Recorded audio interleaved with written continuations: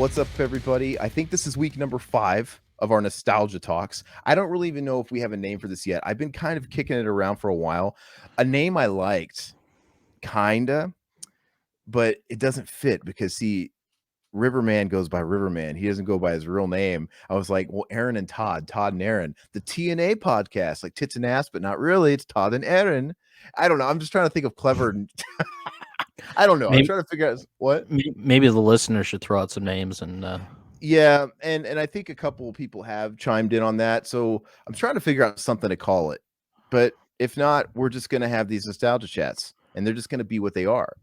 And today's topic is times that we've been in trouble in our lifetimes. Obviously, the focus of the show is to talk about things that are rooted in our upbringing, a lot of it with our friendship, but just overall nostalgia and, getting personal about our life and stuff, reliving that stuff, going down memory lane. Today's topic is of note because I don't think either one of us are people that got into a lot of trouble as kids. We're relatively good kids. We weren't delinquents. So that's what makes I think I got about 5 real stories. Todd says he's got about 5 real stories. That's what makes them potent because they were big. Because I did not get in trouble, and we're not going to really get into it because that'll be the second half of the show. But I just wanted to preface everything. But did you have something to say? To preface it, a lot of them were the most memorable stories for me. I mean, they might not seem very, very bad when it comes to some people, but these are the ones that really stuck with me. Like I can look back and like, oh shit, that happened. That sort of thing. So I have one that I do consider pretty damn bad, and then I consider one a dodged bullet where it could have been very bad, like could have been very, very serious, as in maybe I would have got taken to juvie. But it was one of these things where it's like you get in too deep. It's like I didn't really intend for this. But anyway, before all that, if you guys are already familiar with it, the first part of the show, we just take an opportunity to chat a little bit, see what's up with everybody, see what's up with each other, talk about what we've been watching, and maybe some new goodies we've acquired. For me, I know I've got a few things because it was my birthday a few days ago, so I got a bit of a haul. But before we get into that, Todd, have you been watching anything? Anything been going on? How's life? It doesn't have to be about movies. Just you playing anything? You doing anything? I have been watching. I started watching the new Dahmer Netflix series. Same. I watched 2 episodes. I'm through 2, and I think it's really good, actually. Some people are saying poo-pooing it, and some people really love it. I really think it's good. Very interesting show, I think. I'm kind of glad that they are taking the approach of the courtroom, just because I've seen a few Dahmer biopics already that just kind of go over the real time of him committing the crimes. So, I mean, not to try to it's not really spoiler or anything like that, but yeah, this show picks up. The first episode is when he gets busted, right? You're catching him in the it's the guy that got away and then a reason why he got picked up, but which I didn't expect. I really didn't. When the first episode started playing, I'm like, okay, we're just going to go into the fucking life of him again. And we're going to witness him doing all these, and which they might do. As I get further in the series, they might have more flashbacks because I also like how they've been flashing back to his childhood and stuff.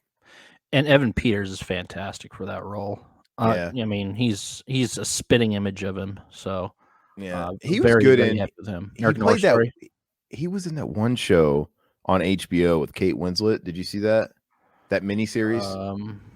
He was in American Horror Story. He's been on like a few different shows now. I think he's been on almost every season of American Horror Story. Yeah, he's in this show is also produced by that same guy, Ryan, whatever his name is. Okay. I can't think of. Yeah, the same guy.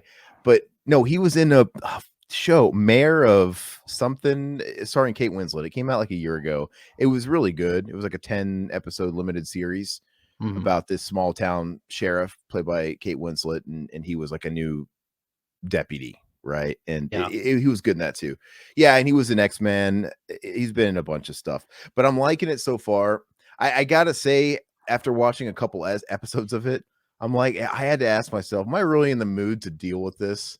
Because I'm glad some of it's gonna be in the courtroom, because it's like, dude, if it's 100% just him torturing people and fucking drugging people and molesting people, that's kind of hard to watch a lot of. I have to really be in a mood for that kind of exploitation. No, I understand, but it's really well done.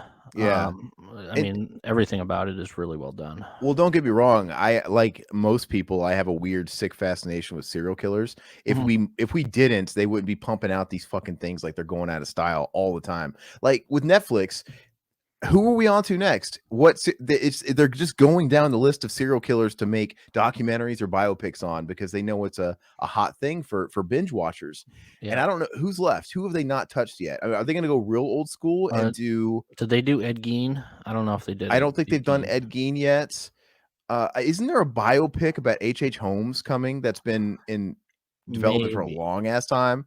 Yeah, Albert Fish. They haven't. I don't think they touched Albert Fish is an Fish. OG, right? He's Yeah. OG. So it's like, but they're gonna get to him. Yeah. I guarantee you. It's like, I wouldn't be opposed to a Henry Lee Lucas in-depth thing because he never really got. Well, I act like he deserves it. He never really got his due. He needs. They one. did that though. They didn't do like a serious documentary. It was more of just a history portion. It wasn't an actual TV mini series.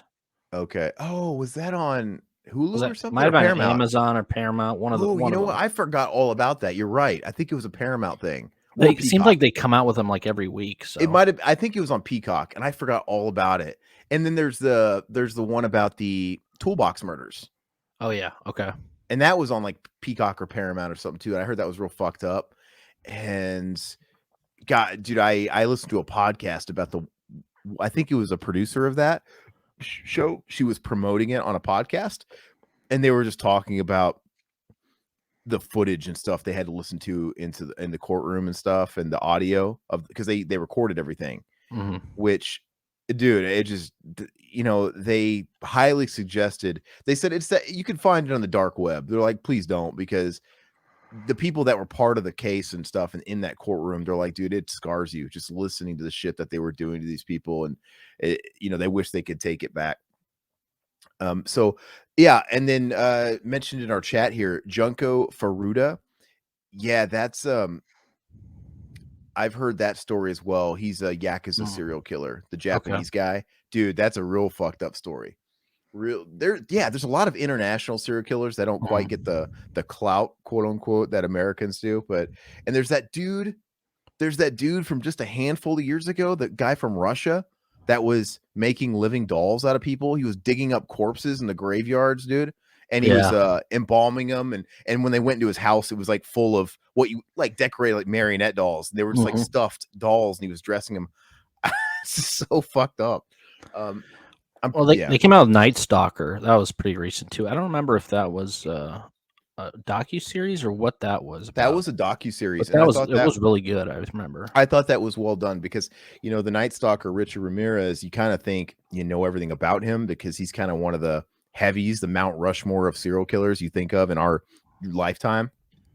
But they were so in depth that there was a lot of stuff that I didn't even know, to be honest with you. Because and once you watch the documentary, you kind of realize why we never knew about some of it. It's because a lot of the stuff never went to trial about him. I never knew him to be a diddler, right? I just knew he was the guy that was breaking into people's houses and killing people. But then the whole thing about the kids and stuff and the shit he would do, it was never really part of pop culture mythos, and it wasn't part because they decided not to go to court because they had enough on him aside from the stuff he did to children when he abducted them that he was going to get fucking put to death. It's like it's not worth putting these kids through that and having them take the stand and relive all this trauma. So they just made the judgment call to not even try him on that stuff. But since he wasn't tried, they can't tag that next to his name whenever you see him in print. He was just a murderer. But I always thought it was crazy with that he wore those Avia shoes, those sneakers or whatever, and that's how they ended up tracking him down and figuring out who the hell he was because he only made those shoes at a certain time period. And how satisfying that the community beat the shit out of him. Yeah. That's just the whole community ganged up on him and fucking citizens arrest. It wasn't just a citizen's arrest; it's like a citizen's beatdown, dude. Yeah, like this is the guy that's fucking taking our kids and doing horrible things to our grandparent because he had no motives. He would kill people with a different weapon. He would strangle. He would use this, use that. They couldn't track the guy down. He would abduct children out of windows and do the things with them and then drop them off. But he would then do horrible things and sexually assault grandmothers, and then like, oh, he had no patterns. Mhm. And yeah, dude, fucking insane. So nobody was safe with that guy in the streets. And I think he was from, right? He was from Tucson, which isn't too far. It's only a couple hours from here. That's where they got him, is he was going to catch a bus to Tucson to see some family. And you know, I don't think he made it to that bus. And so Well, anyway, just so they don't do any more Charles Manson docs, because we know the whole story with Charles Manson. But yeah, it's all been told. I want to hear about some people that are swept under the rug. yeah, Really, you know, the Bundys have been told to death and all this stuff, and Gacy's been told to death. I do like the serial killer docs, but I'm really huge into cult docs like Jonestown and It's Heaven's been a Gate. couple of years. They were real hot on those for a while, all the Yeah. streaming services, but I think it's been a couple of years since we've had one of those. Those were some of my favorite. That Wild Wild Country on Yeah. Netflix was awesome, man. That was a fantastic good. doc. Yeah, that was good. So what else you been into? You watch, see how far we stretched that Dahmer? Yeah. The last thing I saw was I took the wife out on Friday and we went out to dinner. We ended up catching a movie. I ended up seeing Barbarian in the theaters, Ooh, yeah. which I thought it was a good movie. I think I gave it a 7 out of 10. It was definitely enjoyable. There's some parts that I didn't expect to happen, and No spoilers, because I would like to see it. yeah, I don't know if HBO Max is going to eventually be putting that out. That's the rumor mill is saying, but the theater experience killed it for me. We had a lot of loud talkers in the theater, and it was driving my wife and I freaking nuts. And yeah, it really killed the experience for me. So I probably won't be going back to the theater. That's one reason why I haven't been to the theater in so long, is just because you have to deal with people chomping in your ear and talking and being on their phones and messing around. And I want to be enthralled in a movie. You're spending like $22 on a movie for you and somebody else. It's like, but you here's want to a be question, in the movie. though. I have a question about that. I was thinking about this because you told me about this in private.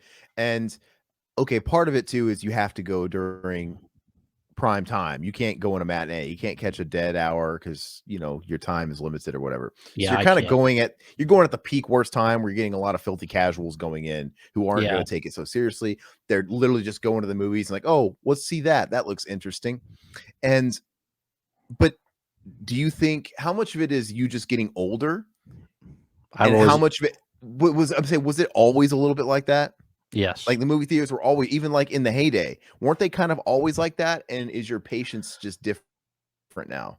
No, I would say early 2000s. I saw it starting to change, like around maybe like 2005, 6. Like once cell phones became more of a thing, it seemed like people care a lot more about what's going on outside the theater and not what's going on in the theater. And that just really killed it for me. So I would say around then it just started going to shit. I also really don't like to look. I have a phone too. I check my phone and stuff, but in a movie theater, I don't turn my phone off in a movie theater. I mean, sometimes I do, but I don't do that. But every time your phone buzzes, you don't have to check it. You don't have to check every alert you get or text you get. I don't check it. And dude, if my fucking phone buzzes over and over and over and over again, then okay, then I know it could be an emergency. Then I'll go check it. You can even leave, just step aside and check it. But dude, these people that are just constantly looking at their phone buzzing, you don't have to. It's not a big deal. Well, and why would you narrate the movie when you're actually in the movie? It's like, just sit there and watch it. I don't need to be told what's happening. That's the phones I'm a little numb to be honest with you. I can kind of see past that. I mean, we're of the era. I can kind of see past phones and glowing lights to a degree, unless you're right fucking next to me.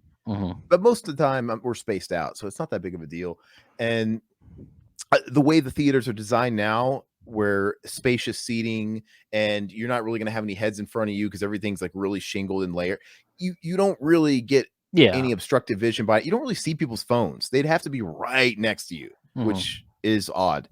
So that doesn't bother me anymore. But yeah, the people narrating and talking and explaining the movie to somebody there, it's like, dude, if you can't keep up with the movie, fucking wait for it for home release so you can rewind it and pause it and chat and do whatever you got to do, because that's annoying. The worst. Well, the candy wrappers, the popcorn. I mean, I'm just anal when it comes to movies. Like I want it to be like quiet as, you know.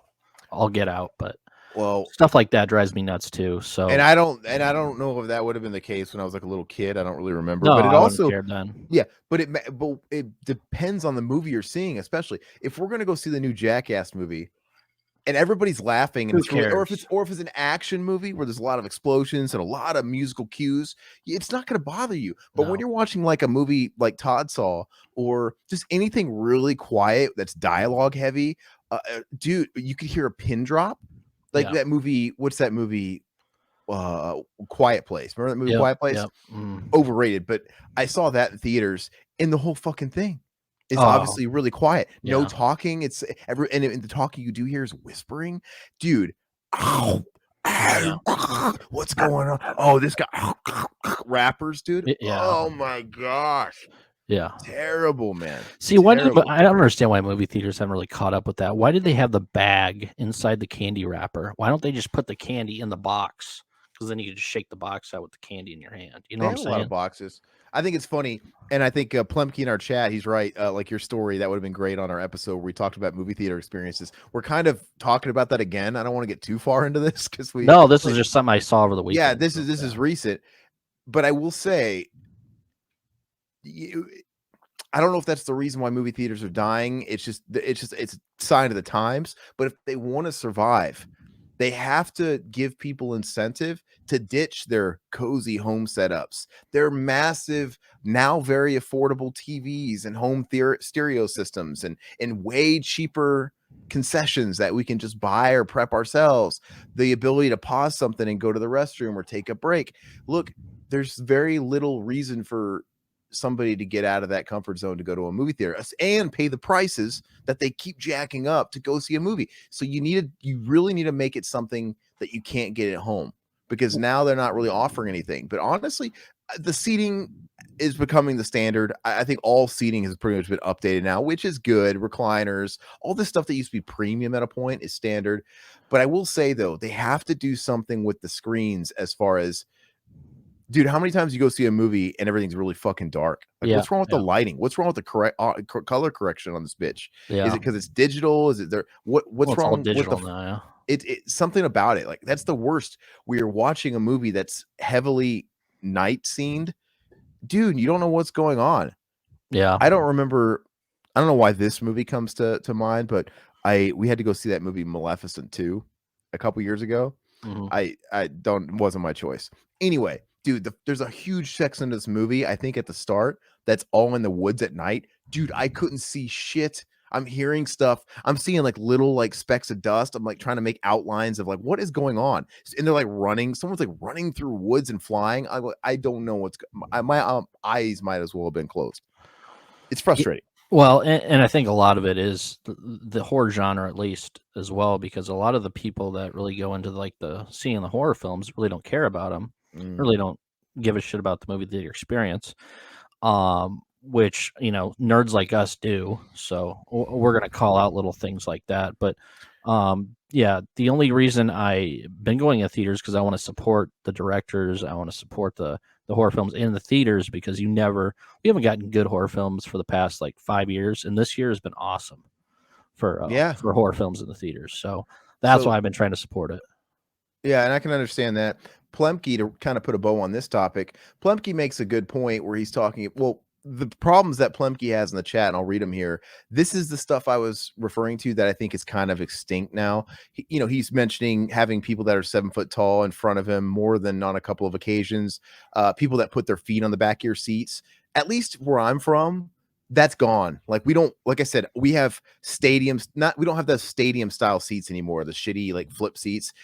We all have leg room now. You have recliners. Everybody's like 4 foot apart, right? And everybody's like shingled and tiered. So people being in front of you is kind of a thing of the past. You don't even have to move your legs when people want to go to the bathroom in your aisle. Like there's so much space to walk now. And so all that stuff is remedied, but it's just super expensive too, man. I mean, and also we didn't mention this. It's super expensive, and also the movies come out so fast. Yep. They're only good in the theater a few weeks. It's like if there's a movie you want to see, but you don't want to pay $30 for you and a loved one and $20 in concessions, dude, it's not that hard of a a thing to convince somebody of just waiting 4 weeks when you can watch it at home. You could It'll buy literally be the Blu-ray for that. I mean, you can watch it on VOD in 3 to 4 Yeah. weeks, and then you can own it physically in that time, or not, if not a couple weeks longer. So that's unless you're Top Gun Maverick, where it's really old school, where they're really milking that. You have to see that Like, in the theater, yeah. Well, no, Top Gun Maverick, it's not coming out until December for home release. Yeah. It took They pushed forever. back. Yeah. How many movies do that these days? Well, yeah, it's still in theaters. I mean, it's still selling. So, And it finally hit VOD this past month in September, and it's not getting a physical release till December. Like, this reminds me of the old days where they had a really big hit that had legs, and they're keeping it in theaters. Yeah, and they're even pushing off the physical release a few months from the VOD release so they can bank on Christmas sales. Yep. Right? That's like totally 20 years ago. Very smart though. I mean, they must be killing it. Yeah. Anyway, so is there anything else you want to bring up before we talk about anything else? You had a movie theater. Got some pickups, but that was about it. I mean, really quick, have I been watching anything? I gotta say, I gotta give a shout out. The only thing I've been watching at night, I haven't watched any movies in this week because I've become hooked on this podcast I discovered. It's a pretty big podcast, so I'm just kind of late to the party. Tony Hinchcliffe, right, the comedian, his Kill Tony podcast, and I watched it on YouTube because it's one where it benefits to watch it instead of listen, because they're based in Austin, Texas, which is like the new comedy hub. Everybody's moving to Austin if you want to be a comedian. That's where Joe Rogan went. A lot of his cronies went. Anyway, the Kill Tony podcast has been on for like 10, 11 years, and he films it live in a comedy club with a live studio audience, and people submit to be on the show to do 60 seconds of material, and he draws your name out of a hat. And he'll usually have a couple of guests, comedians on his little panel. And yeah, you see some comedians do good, but you get to see a lot of comedians go up there and just eat it. Yeah, the majority of them suck. Yeah. Have you watched it? Oh yeah, I've seen it. Yeah. I love it, dude. I'm just obsessed. I've been watching it all week, man. And it's really good. It's entertaining. Yeah. And I'm just fucking obsessed with it, man. So that's my new poison. No, I think that's really about it. Other than that, I've been working like a slave. Tomorrow, I got to take the lady to go see Bad Bunny, baby. Bad Bunny. We got to go to the baseball stadium, and gonna get to drive out there rush hour, dude. It's gonna be fucking packed with like Latino hood rats, dude. Is she gonna sing "Cash Me Outside"? Dude, not Bad Baby, Bad Bunny, dude. Oh, okay, whatever. Bad Baby ain't playing those stadiums. I don't know. I'm not hip, man. I'm a Bunny, boomer, right? Bad Bunny is huge. Like Bad Bunny was on WWE. Like they brought him on WWE, and I think he did some wrestling shit. A guy? Oh, okay. Yeah, Bad Bunny's a guy. He plays reggaeton, that Latin infused pop music. Okay. Dude, he had a spot on WWE because he's so big. He was on The Simpsons, dude. He's all over the place. Really? I've never heard any of him. He's fucking huge. I dare you. Look him up on Spotify, and you'll see how many fucking millions. Is he like a Bruno Mars type? He's reggaeton. He's from Puerto Rico, so he really grabs that Latin market. But let me tell you, that whole market is really crossing genres now. I like Latin music. Yeah. Anyway, that's going to be a thing. But we're going to go ahead and get into pickups. I know somebody requested it. We do it every week. I'm going to let Todd start. Anything you've scored since we saw you last? Yeah, so I got 3 things here. I got way more than you. You guys are going to be sick of hearing me. No particular order. I just got vinyls to show. All right. So first one picked up. I got this because the other vinyl I was getting, you get free shipping if you end up spending a certain amount. So I picked up something else, and I thought this looked really cool. It's the cover looks awesome, and it's a live album. So I think they chopped live with some studio stuff, but it is Goblin's Profondo Rosso, which is deep red. Where'd you get that one? It's the live platinum. So it's the live one. When did they record it? I think 2019, I believe. Yeah, May 2019.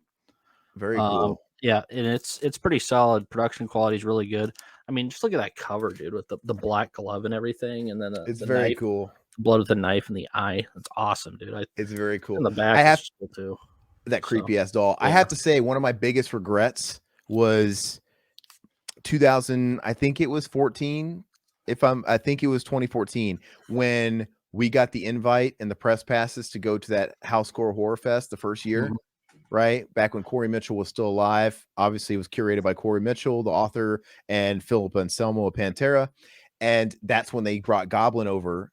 And one night they performed Dawn of the Dead. The other night they performed Suspiria. Yep. And of course, Phil Anselmo had his bands playing, and they had a whole bunch of stuff. And they brought in, they flew in Coffin Joe before he died. Yeah. Right before he died. And we didn't go. I really wanted to make it happen. And I would have really went if you backed out or so you couldn't go or something. And then of course I kind of lost the incentive to go because I had no one to go with. But I regret it. I wish we could have made that happen because Coffin Joe's dead. Corey Mitchell, he was really fun to talk to. It would have been cool, really neat to meet him before he passed because he passed the next year, I believe, the next year. And then it would have been cool to really hang out with Phil. That probably would have been a really good opportunity to really kind of like really get to know him and kind of hang out, because he's the curator of the place. And to see Goblin, it just would have been insane. So it would have been a real high mark. So I really regret that. And now it's probably done. They did 2 years, and ever since Corey died, I think it's done. So yeah, they've been putting out a lot of albums and stuff of the old stuff, which is cool. So I'm catching up, man. I didn't get to see him live, and I should have, but that was my second one. I'm actually gonna unbox because it just came. Oh, okay. Is the third one unboxed? Yes, third one's unboxed. Do you want to do? You want to do that one last? Do you want to do the unboxing? I'll do that one next. Let's do the unboxing last to make it dramatic. So the second one is one that Aaron and I were talking about last night. I guess there's 2 different pressings coming out, and we didn't know about this until last night. I got this one. So I want your review of this because you opened it after we got off the phone. I'm not going to give you my. I didn't listen to it yet. Okay. So, but it is the new Trick or Treat LP. So by Fastway, got to give Fastway credit because it's one of these situations where it's both dual and OST, but it's also a Fastway album. Yeah. So this great. Yeah, this one is one of the vinyl limited editions, the 2,000 copies. So this one came out from Real Gone Music, and then come to find out that Music on Vinyl was putting one out too, which if Music on Vinyl is pretty much the best. I mean, the best quality, the best sound. The remasters are always fantastic, and I didn't know that. I thought it was MOV, so I ended up getting this. Then I had to pre-order the other one. And if I don't like this one, I'll just send this one back. But this we've been looking forward to this for years. So I'm glad it's finally come out. So and it totally threw me from a loop that 2 different people were putting it out, and it was really we would have never known because if you want to go on any of the big retailers, the algos are fucked because you search that and like he said, the Music on Vinyl is going to be the best quality, 180 gram, and they're just what they put out is pristine. I wouldn't doubt, we'll wait and see, but I wouldn't doubt if it's the superior version. Yeah, but you get that one and it doesn't differentiate, it doesn't tell you who put it out. So I had ordered the wrong one too, and I was able to cancel mine in time and reorder it. But okay, so drum roll for the last one. I'm telling you guys, I have a shit ton of shit. So okay. Yep, this is my last one. So the story behind this one is I pre-ordered a Slipknot album that came out from a company, and I bought this because it was supposed to come with it to get the free shipping. Experience Vinyl, right? And they ended up sending me the new Slipknot album, and then they sent me an album from the artist, a previous album from them, which I didn't order. So I emailed the guy. He called me up. I think we talked about this prior show. He called me, the owner of the company. He's like, "Oh, I'm so sorry." He's like, "I'll get that out to you." Didn't come. It's been like a month. So then I contacted him again. I was like, "Hey man, were you gonna send that album out for me?" And he said, "Oh no, it hasn't come back in yet. Give me 2 more weeks." So finally came in. Finally sent it. So I got a free copy of their debut album.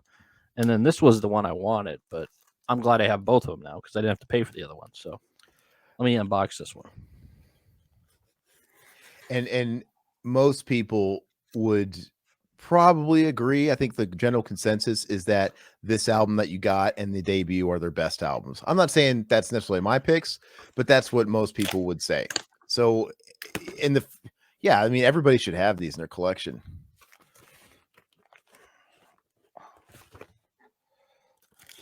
Go ahead and show.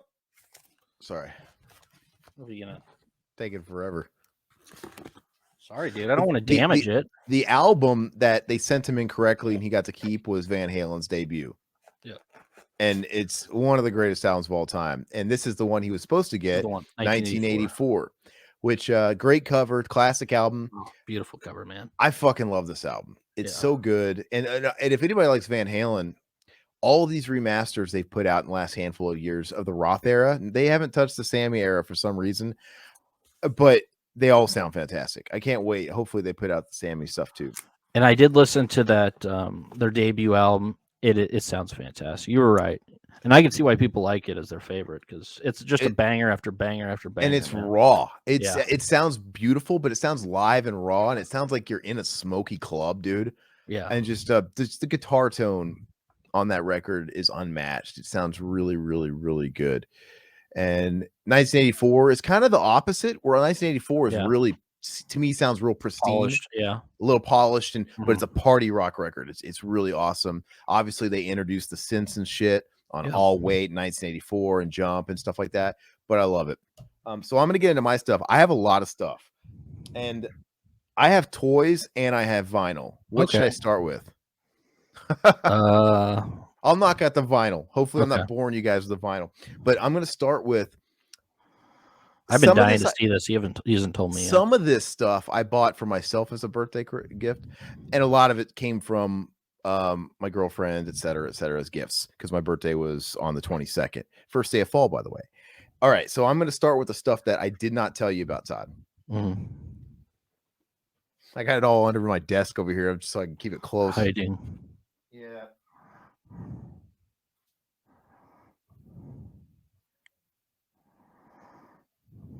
All right. Drum roll. We're going to start with the original soundtrack to Profondo Rosso. Oh, that's a nice one. Yeah. I was looking at that one too. Yep, the Mondo stuff. Oh yeah. Sorry, it's a lot of glare here, but that I haven't been able to listen to it yet. I have tons of shit. I haven't been able to even open all of it yet. But yeah, so I love all this new commissioned art they're getting for these Mondo releases. Beautiful, man. They're beautiful, and all the Goblin artwork's really cool on all their. They're real striking. Yeah, so there is that one.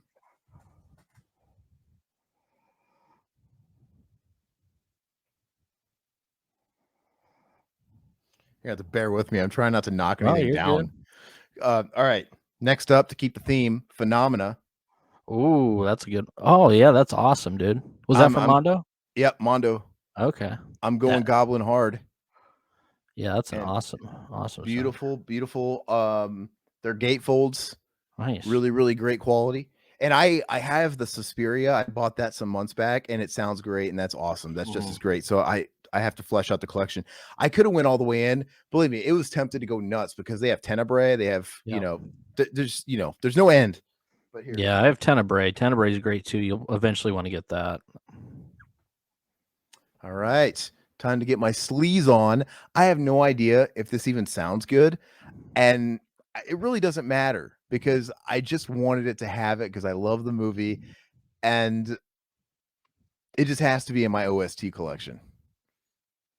I saw that. Okay, case, dude. Yeah, who put that? Is it TerraVision put that out, or who was that? Yeah, this is TerraVision. Okay, so they're great. So the packaging and everything's gonna be great. So package is fantastic, and like I said, I just wanted it. You have to let me know how that gatefold looks like. I'm curious to see what's inside of that. It's probably pretty fucking cool.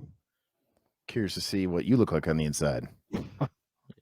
All right, now here's the last of this sort of type of thing. Can anybody guess? One of my favorite movies, Hellraiser. Hell yeah, yeah. Got the fucking Mondo Hellraiser, man. I was gonna send that to you because I saw that on Mondo not too long ago. I have to have it. I absolutely love it, man. And I can't get enough of these packages, man. You'll have to show me what all that looks like once it's opened up sometime. Oh yeah, I can't wait. I'm excited to bust this one open, just like I did your Hyman, Todd. Oh yeah, he doesn't have a Hyman. All right, so I got to bend down for a second here, and I got to grab a couple more because it goes deep. I'm trying not to make a mess, and I don't stack any of this shit.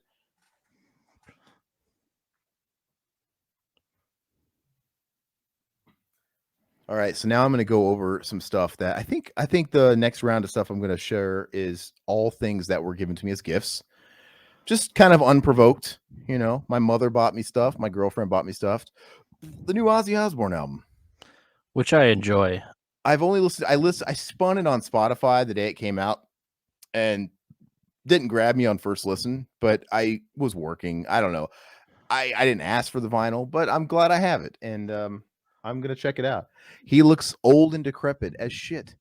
He looks like he's on death's door. But I probably listened to that like 5 or 6 times on Spotify. I was surprised how much I liked that compared to their his last one sucked. I thought, but this one is good.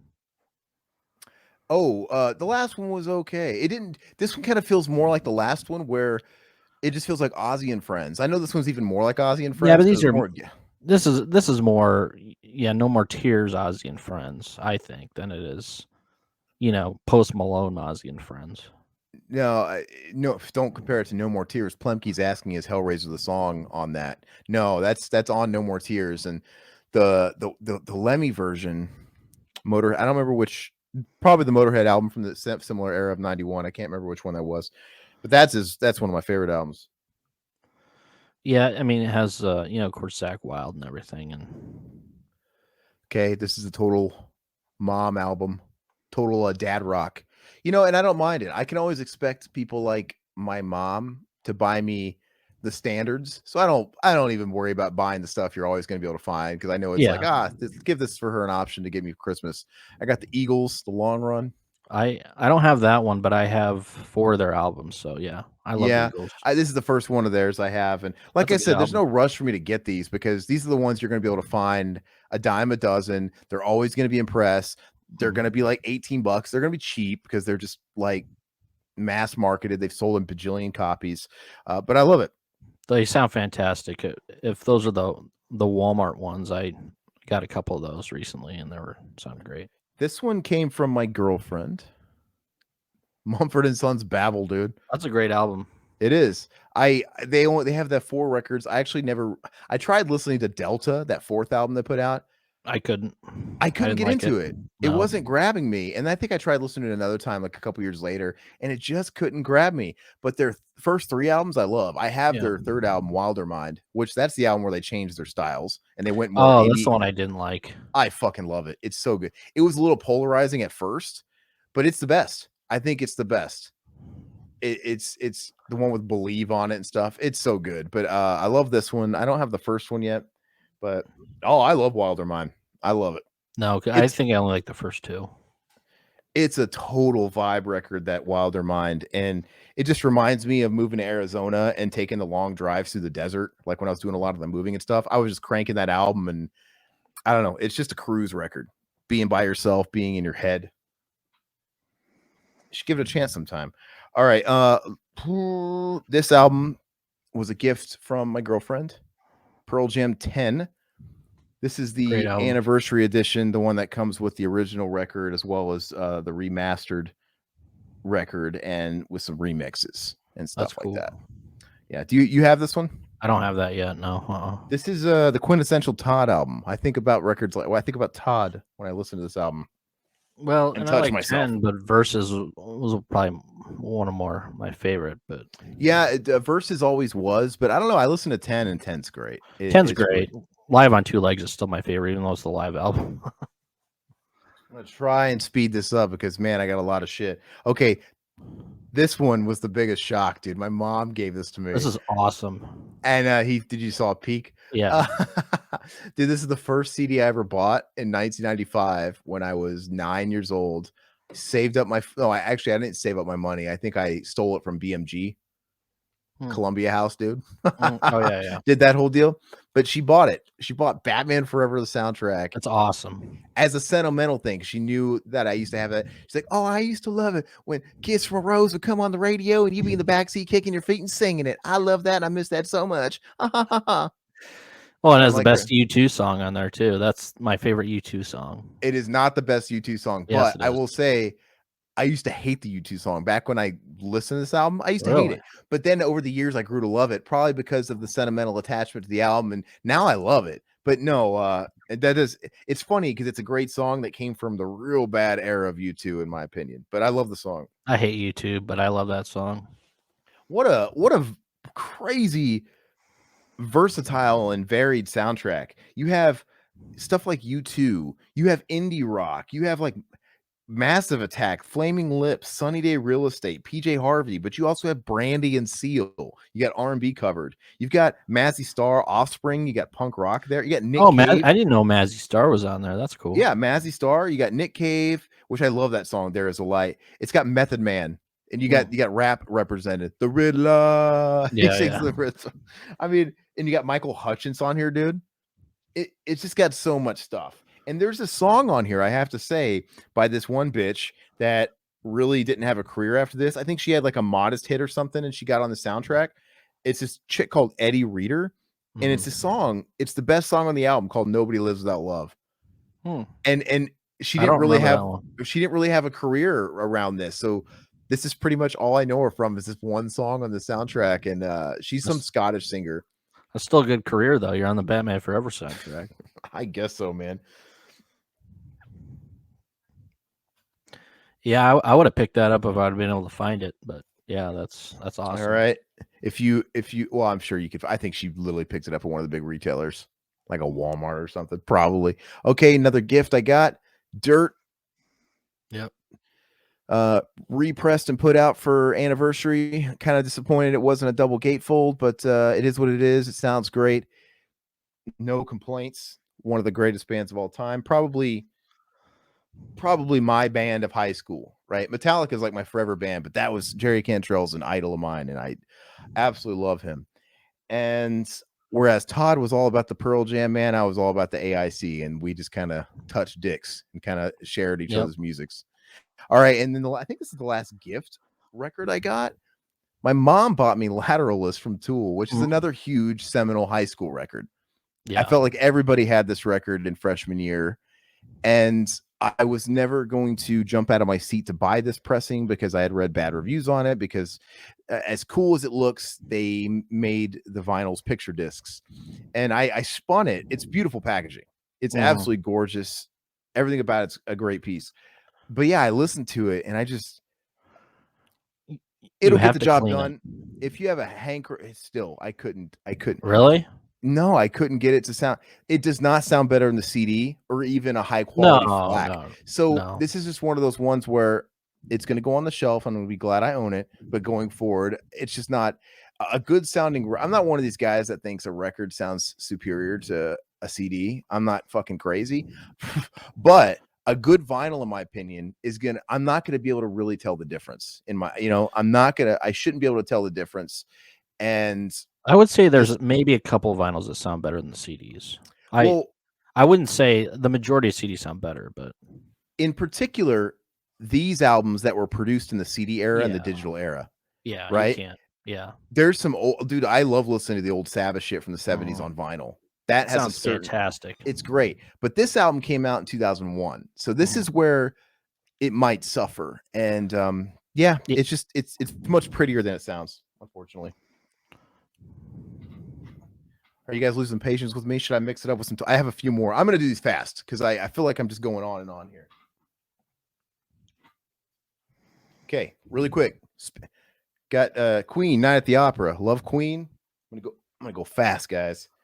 The brand new Revocation album, fucking called Nether Heaven. It's awesome. I love this band. I want to say they're modern, but they're not really. They've been around for fucking 15 years at this point. So it's funny how when you get old, new shit just kind of becomes old. You don't even realize it. But this band's awesome. I used to love Fear Factory back in the day. I still love Fear Factory. These guys deserve a lot of the credit that Meshuggah gets as far as creating a sound that is mimicked today. And I don't know, they don't quite get their due. They had their heyday. This is their debut album, Soul of a New Machine. This is before their flagship record, which was Demanufacture, which kind of put them on the map. But this album, it was before they really found their sound. They had the industrial tinge singing about Terminators and shit like that, and man versus machine. That was kind of always their thing. But this is a total death metal album and grindcore album. And it's awesome. It's awesome.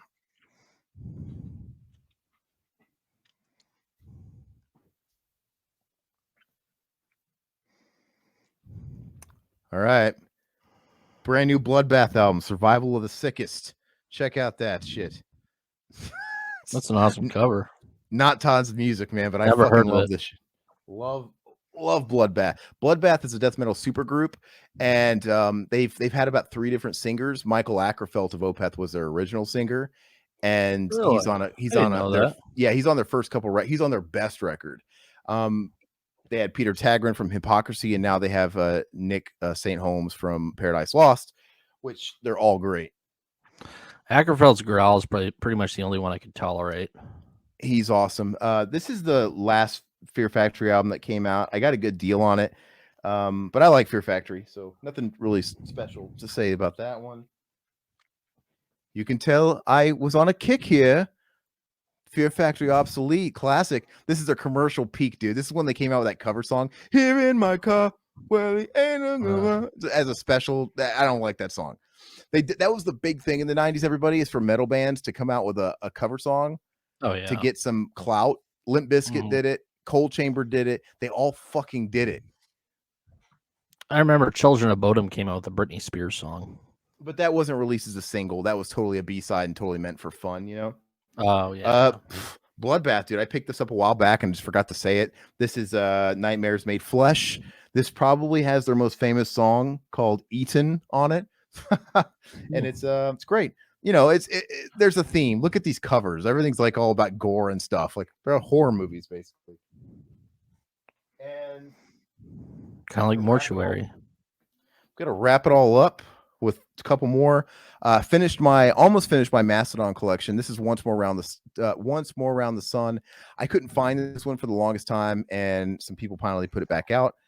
I love this cover. I think this Mastodon record gets swept under the rug a bit, and people just allow it to be overshadowed. Such a beautiful cover, and it's a great album. And I've really become, in the past 10 years, a really big Mastodon fan. Oh yeah, I can respect them now. Absolutely. And every album sounds like Mastodon, but every album really is its own thing, and nobody does it like that anymore. Last 2 records, I swear to God, I picked up both Music on Vinyl, White Zombies.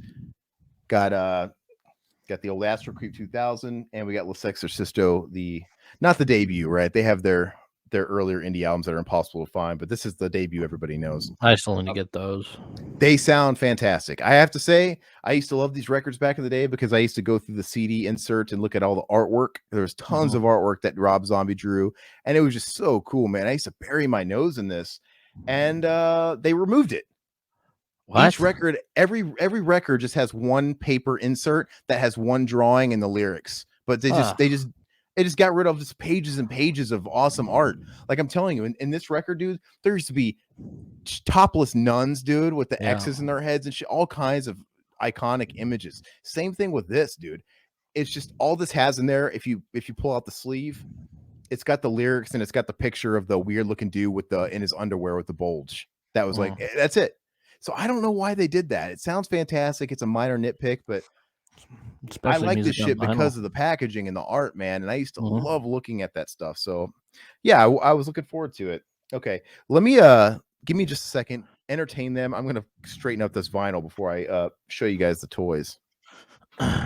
Anybody have any questions or Plumpkey? What's Fear Factor is great. Love the Sega CD game. Okay.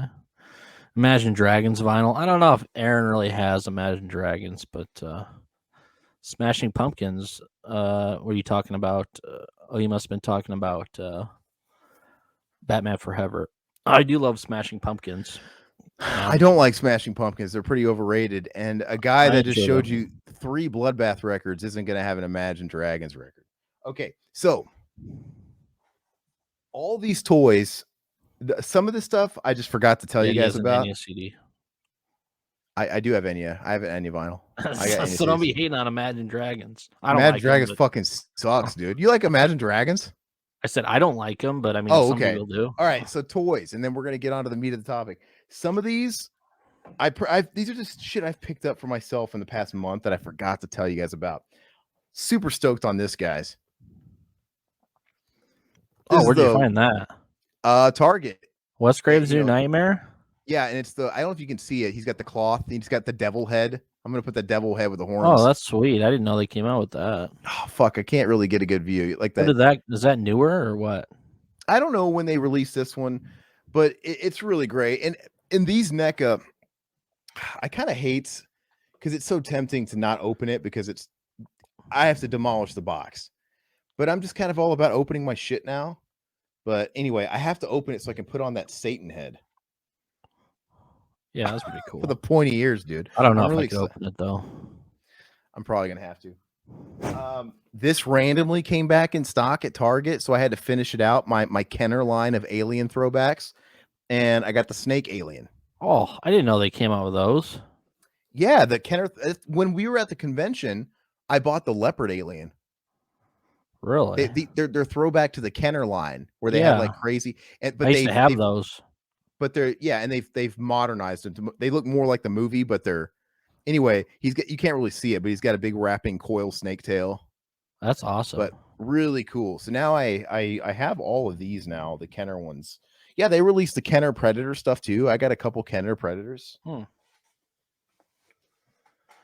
get my I'm gonna save my favorite for last. I gotta get my TMNT on. I got Usagi Yojimbo, right? That came in the mail a little while back, and I got a crushed box, which is great, which sucks because you're taking it out. What's the difference? Yeah, but nobody wants these boxes sold. Nobody wants these boxes trashed, man. Well, are you gonna sell the box? If I ever do sell it, you want to have the damn box for sure. Yeah. I just didn't know if you were gonna. Okay, I finally found this guy after fucking forever. This is the animated series Toka and Razar. I don't know if you can see it very well. They finally started stocking these. Very cool. I'm a big nerd, dude. I got so much shit. The Neutrinos. This came in on pre-order a while back. This is the one that's demolished, dude. Look at this fucking box. Can you see it? Where'd you get that from? I ordered it straight through NECA. You see that box, dude? Oh, it's crushed. Fuckers. I'd get a credit for that. They will not. They won't even answer your emails, man. Really? Yeah. I'm almost done here before I get to the last one. I had pre-ordered a while back the Premonition of a Premutation 4-pack. It's basically all the premutated versions of Baxter Stockman. You got Amato Yoshi, and you've got Bebop and Rocksteady right there. That's cool. Yeah, if you remember that from the cartoon. Okay, so the last one, before we actually get into the shit, man, before we start talking trouble, this one's awesome. And this is from a movie that I really do like. It's not a movie I grew up with. I don't think I watched it for the first time until 4 years ago, but I loved it. And when I saw this fucking toy, dude, Impulse.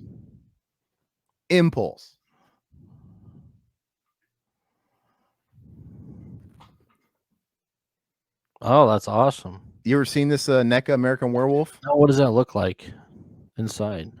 Dude, oh, that's sweet, dude. It's not really doing it justice. Let me see if you can look on the box here, but yeah, I mean, this is technically pictures of it, but it's a hulking big ass fucking American Werewolf, dude. That's awesome. I'm so excited to put this on the shelf in my office. I haven't seen that. This is one of those things where, like, even if I didn't like the movie, the thing is, it's a thing of beauty. You didn't like the movie, dude? I love the movie. Oh, okay. I'm saying this is one of those toys where even if I didn't like the movie, it'd be tempting to get because it looks so badass. Yeah. All right, so that is it. Thanks for being patient on that. Having patience on that.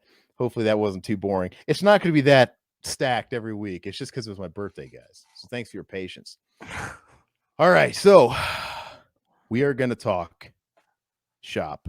We're going to talk about times we've gotten in trouble. I think I'm pacing the show out pretty well. We got about an hour to kill. Yeah. Perfect. Yeah. 59 minutes, Plemke. We can go over a minute. It's not a big deal. But we're going to talk about times that we got on the wrong side of, not the law necessarily, but the wrong side of authority in some form. I'll preface it by saying that Todd and I, neither one of us were kids that really got into trouble. We weren't delinquents. We didn't outwardly break the law. I never did drugs. I never smoked. I never drank. None of that stuff. So when I did get in trouble, man, it was pretty significant. And I have a few things I'll go over. I'd say a lot of it was in my middle school years. And that's kind of the age, right? Where you experiment and get into trouble and do shit you're not supposed to do, but also learn some lessons, right? I think you're in that weird middle ground where you're Britney Spears. You're not a girl, not yet a woman, right? Where you should know better, but you still maybe don't know better, and you gotta learn through fire and baptism like that.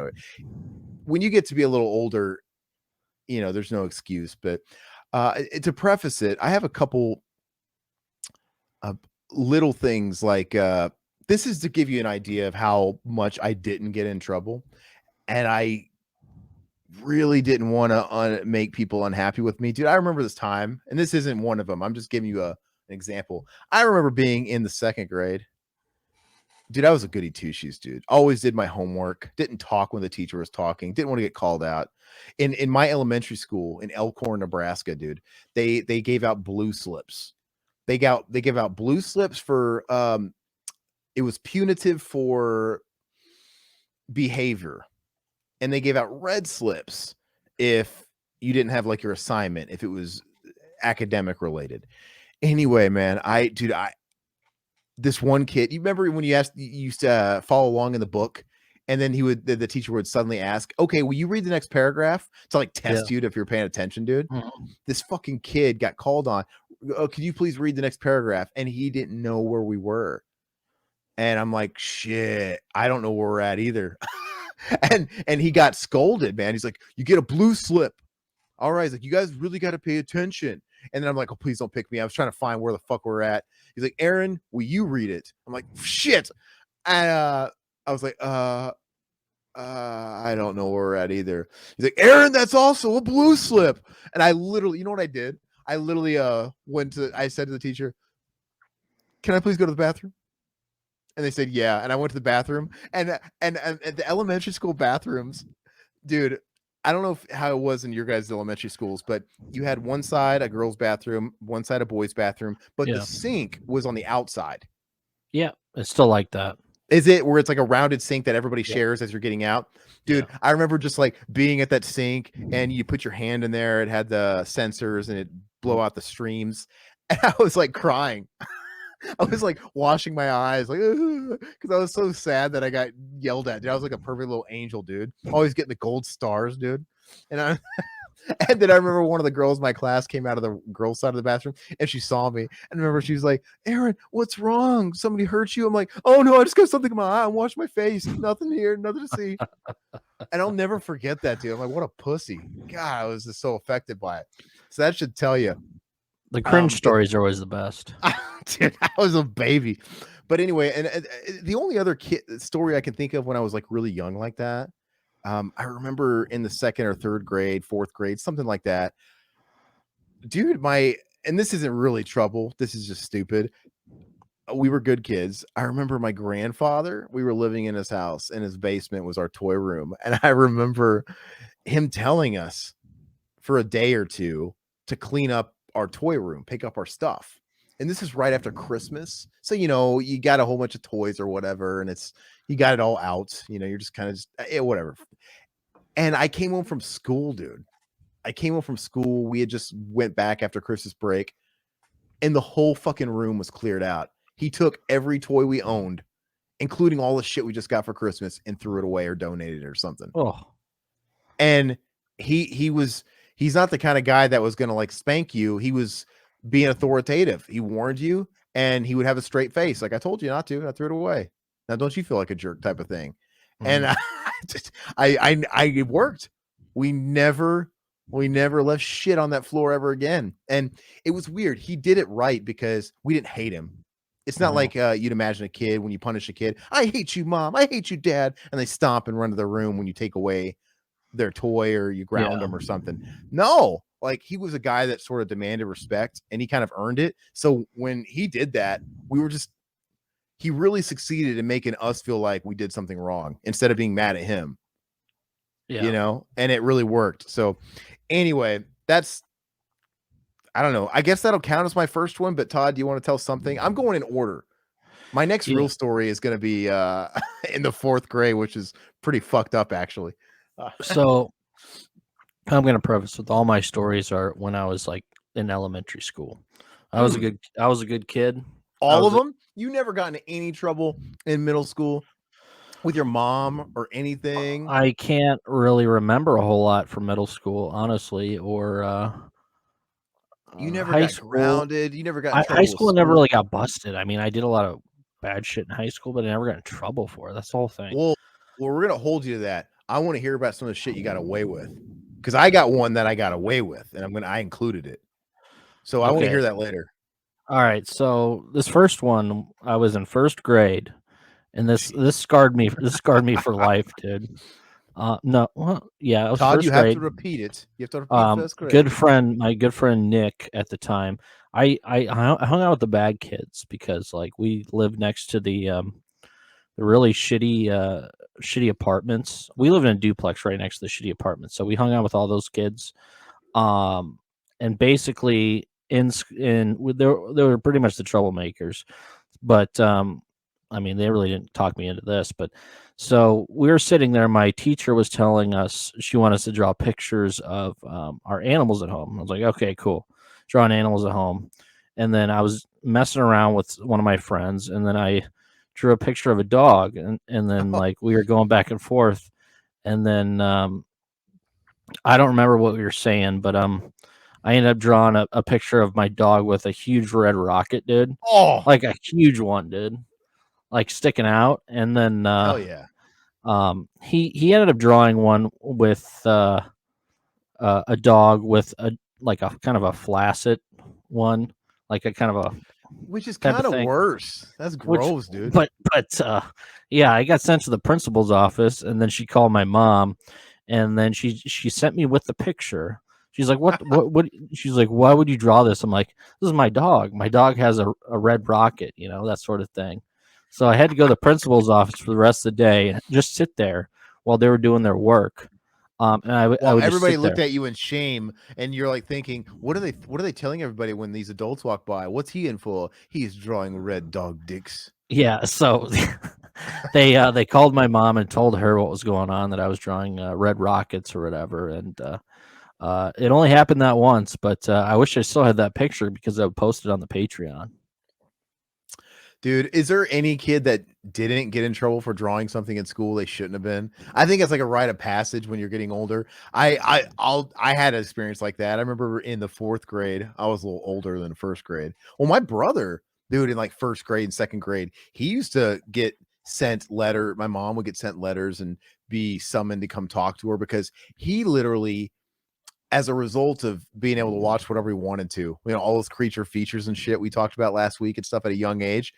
My brother was drawing pictures of Freddy Krueger and Chucky decapitating people, and people in his classroom and stuff, the kids in his classroom. They're like, yeah, we need to talk to you. Your kid's fucked up. What is he watching at home? Like lots of blood, dude, everywhere. But me, that reminds me of a story, by the way. I have to write that down. Okay. Go ahead. My experience with that was I gotta say that I was a pretty good artist. I was pretty good at drawing as a kid, and that was my favorite hobby. I loved to do it. And I remember in the 4th grade, I started really liking drawing fucking naked people. Yeah, like naked chicks, dude. And I remember I drew what was it? Oh, dude. Okay, this is really fucking cringe. You want to hear this? Yeah. And okay, when I was in the 4th grade, you got to imagine, we're talking 1995. 2 things were big in my life in 1995: my passion for drawing and Mortal Kombat. So naturally, I put those together and I drew my own fanfic Mortal Kombat comic book that was like sex. Like Liu Kang getting it on with Katana, dude. Oh man. Dude, but it was all, but it didn't skimp out on the Mortal Kombat. Like it was still there. Like I remember, fatalities. I remember. Well, was there any bestialities? Liu Kang was in the middle of like climaxing when like Baraka shows up, dude, and he had to fight him. And then Liu Kang, I just remember this one panel I drew where Liu Kang, like a true Giga Chad, he bites Baraka's hand, dude, and he's like, supper time. And he starts eating his hand. Like, what the hell? Like, and none of it made any sense. And I remember there was like they had a hangout, like a lair, all the Mortal Kombat good guys, and they were having a party, and they walked in, and Johnny Cage was using the bathroom, dude, and he like stands up. I remember drawing this panel, like, hey, you guys know to learn how to fucking knock. And I remember he had a really big limp dick. Like, why did I give him a limp dick? But it was just all kinds of shit. And I remember my fucking dad, my grandmother found it, or my dad found it. I don't remember. My dad was fresh out of prison. Somebody found it. I think it was my dad. No. Yeah, it was my dad. Anyway, my dad, just to show you how big of an asshole he was, that's embarrassing. But my aunt came into town, his sister and her husband, their kids, and we're at the mall, this fucking badass mall we used to go to where they had a killer arcade and shit. And he just straight up in front of everybody, extended family, says, oh yeah, I found this guy drawing fucking porno. Mortal Kombat porno because I want to see the Mortal Kombat movie and stuff like that. And he just fucking doxed me in front of everybody, all his adults. And literally, I gotta like listen to my aunt and now people, Aaron, you weren't really drawing that stuff, were you? I'm like, you heard the man, didn't you? Well, that's what you're supposed to do to your kids, though. It's fucking terrible. I was embarrassed of that. I do the same thing to my kids. I remember, I remember this like picture of Sonya I drew and her tits, dude. But I don't think I had got, dude, her tits were like really sideways. Like, what's going on? Like my depth perception was off. You still have those photos that you no, drew? I don't have this shit, dude. I wish I still had this stuff. But anyway, is it technically my turn? That didn't really count. Do you have anything else, or do you want me to go? That wasn't really a turn, was it? It's up to you. Go ahead. I'll go another one. So in the actually the same house that I lived in 4th grade. So I'm still in my younger years. This is something I got in trouble for and didn't do. There's actually a couple of instances at this house. See, my grandmother, my dad's mom, she was a king size slut, terrible person, and she treated us like dog shit, 3rd-rate citizens. She literally kept us in this dark hole in the basement. We weren't allowed to come upstairs. We were treated like Nazi refugees or like, Holocaust refugees, man. And we'd get called up for gruel, dude. Eat bread and water, dude.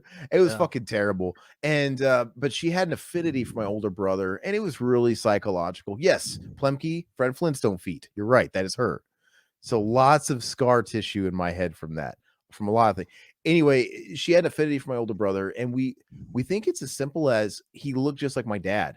And she really hated me because I looked a lot like my mom, and she didn't like my mom just because it's that classic story of you stole away my little boy. Fucking weird, dude.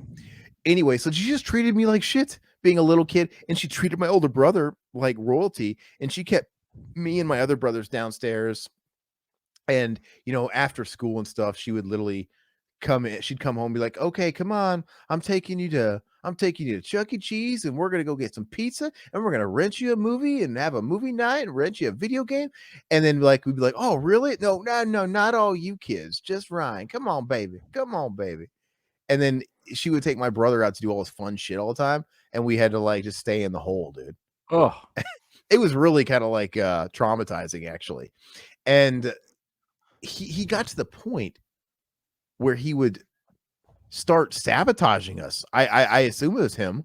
Like, we would be getting in trouble for shit that he did, dude. I assume he did it. One time there was like she accused somebody. She accused us of getting into makeup, cosmetics, and smearing this oily cosmetics all over her shower curtain. I'm like, first of all, why the fuck would we do this? Makes no fucking sense. We were good kids, quiet kids, and it had to have been my brother. And we all got accused. We all got read the riot act. But you know who was never accused? My older brother. She sat him aside and it scolded all me and my brother, little brothers. And she sentenced us to the hole. And we had to write sentences, dude, like in fucking school. Like it was something of like, I won't do this, but also I won't lie about not doing this because she didn't believe us. And we had to write these until she got home because she took my brother out. She's like, after all this, she's like, well, I'm taking your brother out and we're going to go have fun. And she took him to like a fair, county fair. Oh, And they went out and fucking, and literally we had to stay in the hole and write fucking sentences till she got back. She got back later that night, hours later. We had to turn in our sentences. My brother comes to the front door with like fucking cotton candy and toys and fucking new shoes. Like, oh, and he's just a kid. He probably doesn't he's just like bragging. Like, oh yeah, look at all this cool shit I got. I'm like, that's real cool, bro. That's real cool. You want to see the fucking blisters on my hands? Here's my sentences. treating like Oliver Twist, dude. It really was. It was really fucked up. And anyway, the story I want to tell is when we first moved into her house, which by the way, we did it out of necessity because my dad was getting out of prison. And I guess it was decided that he would go live there when he was just getting out and getting readjusted to society. And we went from Nebraska to their house in Kentucky so we could sort of start a new life there, probably to make it easier on him. And so she took us in. And I remember when we first moved in, she had this dog from hell, a little Shih Tzu named Dusty. And he always had a red dick too. But anyway, the first day we're there, first day, his bowl of food got spilled. His dog dish. Mhm. It's the most trivial thing. Like it felt, and she got mad at us. She's like, "Did you guys do this?" Like, no. Why? First of all, we haven't seen you in 5 years. This is our first day here. We haven't seen you in 5 years. We're in a new state. I'm in the fucking 4th grade. My brother Andrew's in the 2nd grade.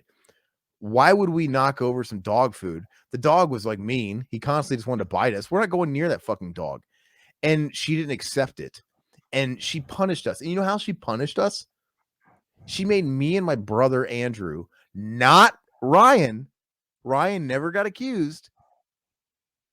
She accused me and my brother Andrew, and we had to stand. We didn't get to sit. We had to stand on the front porch the weekend before we started a new school in a small town with all of the kids we were going to go to school with. They all lived in this neighborhood, real small town. We had to stand on the front porch, and she made us wear diapers. Oh my gosh, dude! She made us stand up in the fucking sun on the porch on fucking display in diapers. Oh man! Because clearly we were babies that I guess fucking couldn't tell the truth about knocking some dog food over. Traumatizing shit, dude. Oh, and that's horrible. Supposedly my grandfather, who was kind of a voice of reason, I guess he scolded her about it. Like, are you fucking insane? Are you trying to give them complexes? And like, it was thought out. Like, that's humiliation. And like I said, we had to start a new school.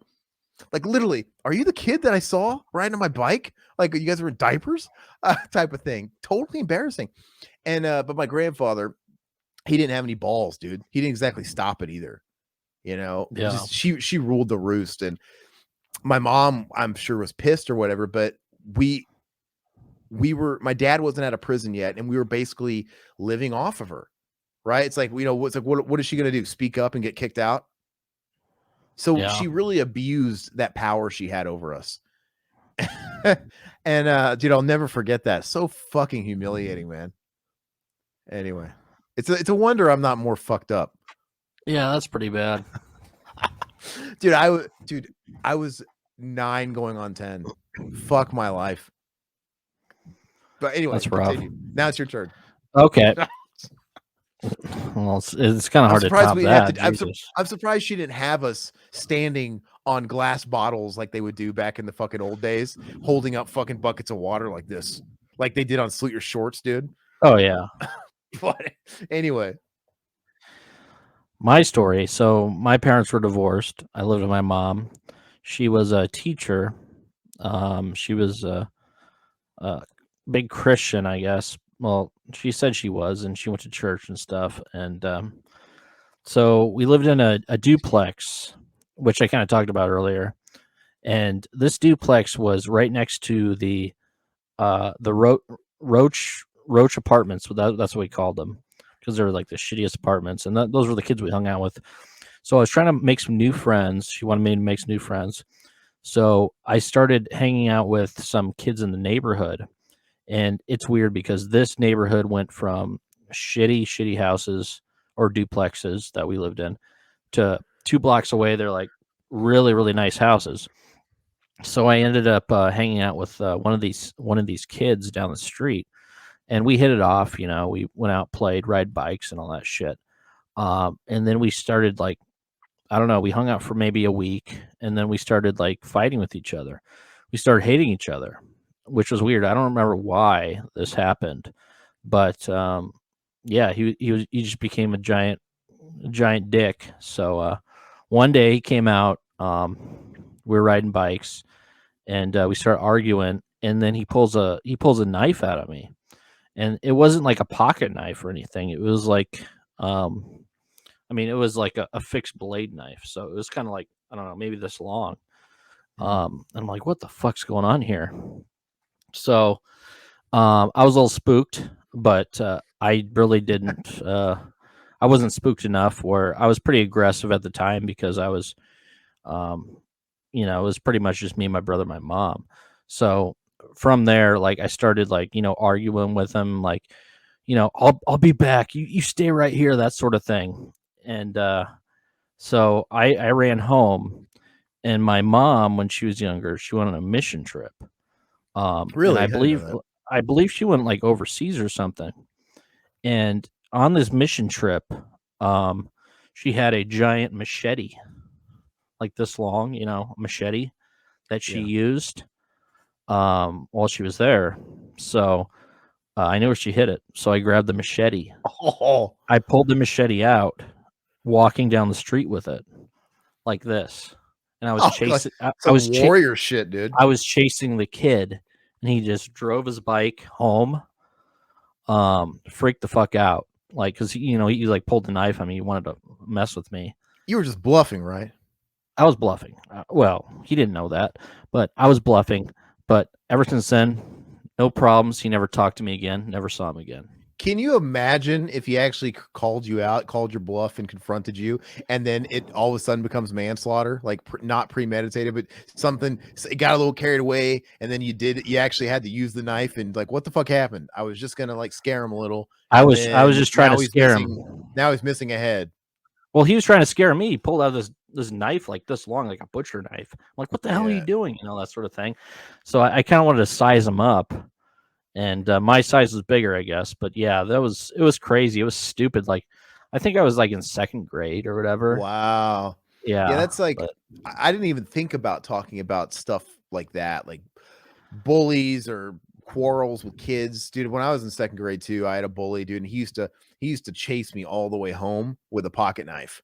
He'd bring a yeah. knife to school, Oh and yeah. nobody seemingly wanted to do anything about it. No, He bullies were lit- terrible back then, man. He'd literally bring a knife to school and fucking terrorize you on the blacktop. And he used to chase me all the way home, running at me like a maniac with this fucking knife. And he had that stereotypical goon with him that was fucking dumb as bricks. He rode the short bus, you know, and he just did as he was told. He was the muscle. And yeah, dude, kids were fucking nuts. Yeah, But that was stupid, but whatever. I mean, I was a stupid kid, and so was he. I mean, he confronted me with a butcher knife, so I yeah, wasn't gonna well, do anything. But yeah, I'll tell a story then that's just sort of I mean, I wasn't even going to tell the story, but it's kind of in line with what you're saying. So I think I was brand new to Millard, and it was summer of 6th grade. And so I think I moved to Millard right at the end of 6th grade.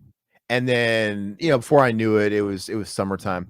Anyway, during the summer, uh there was some older kids. They were in the 8th grade, and I was going to be going into 6th grade, and they were 8th graders, and they were giving my little brother shit.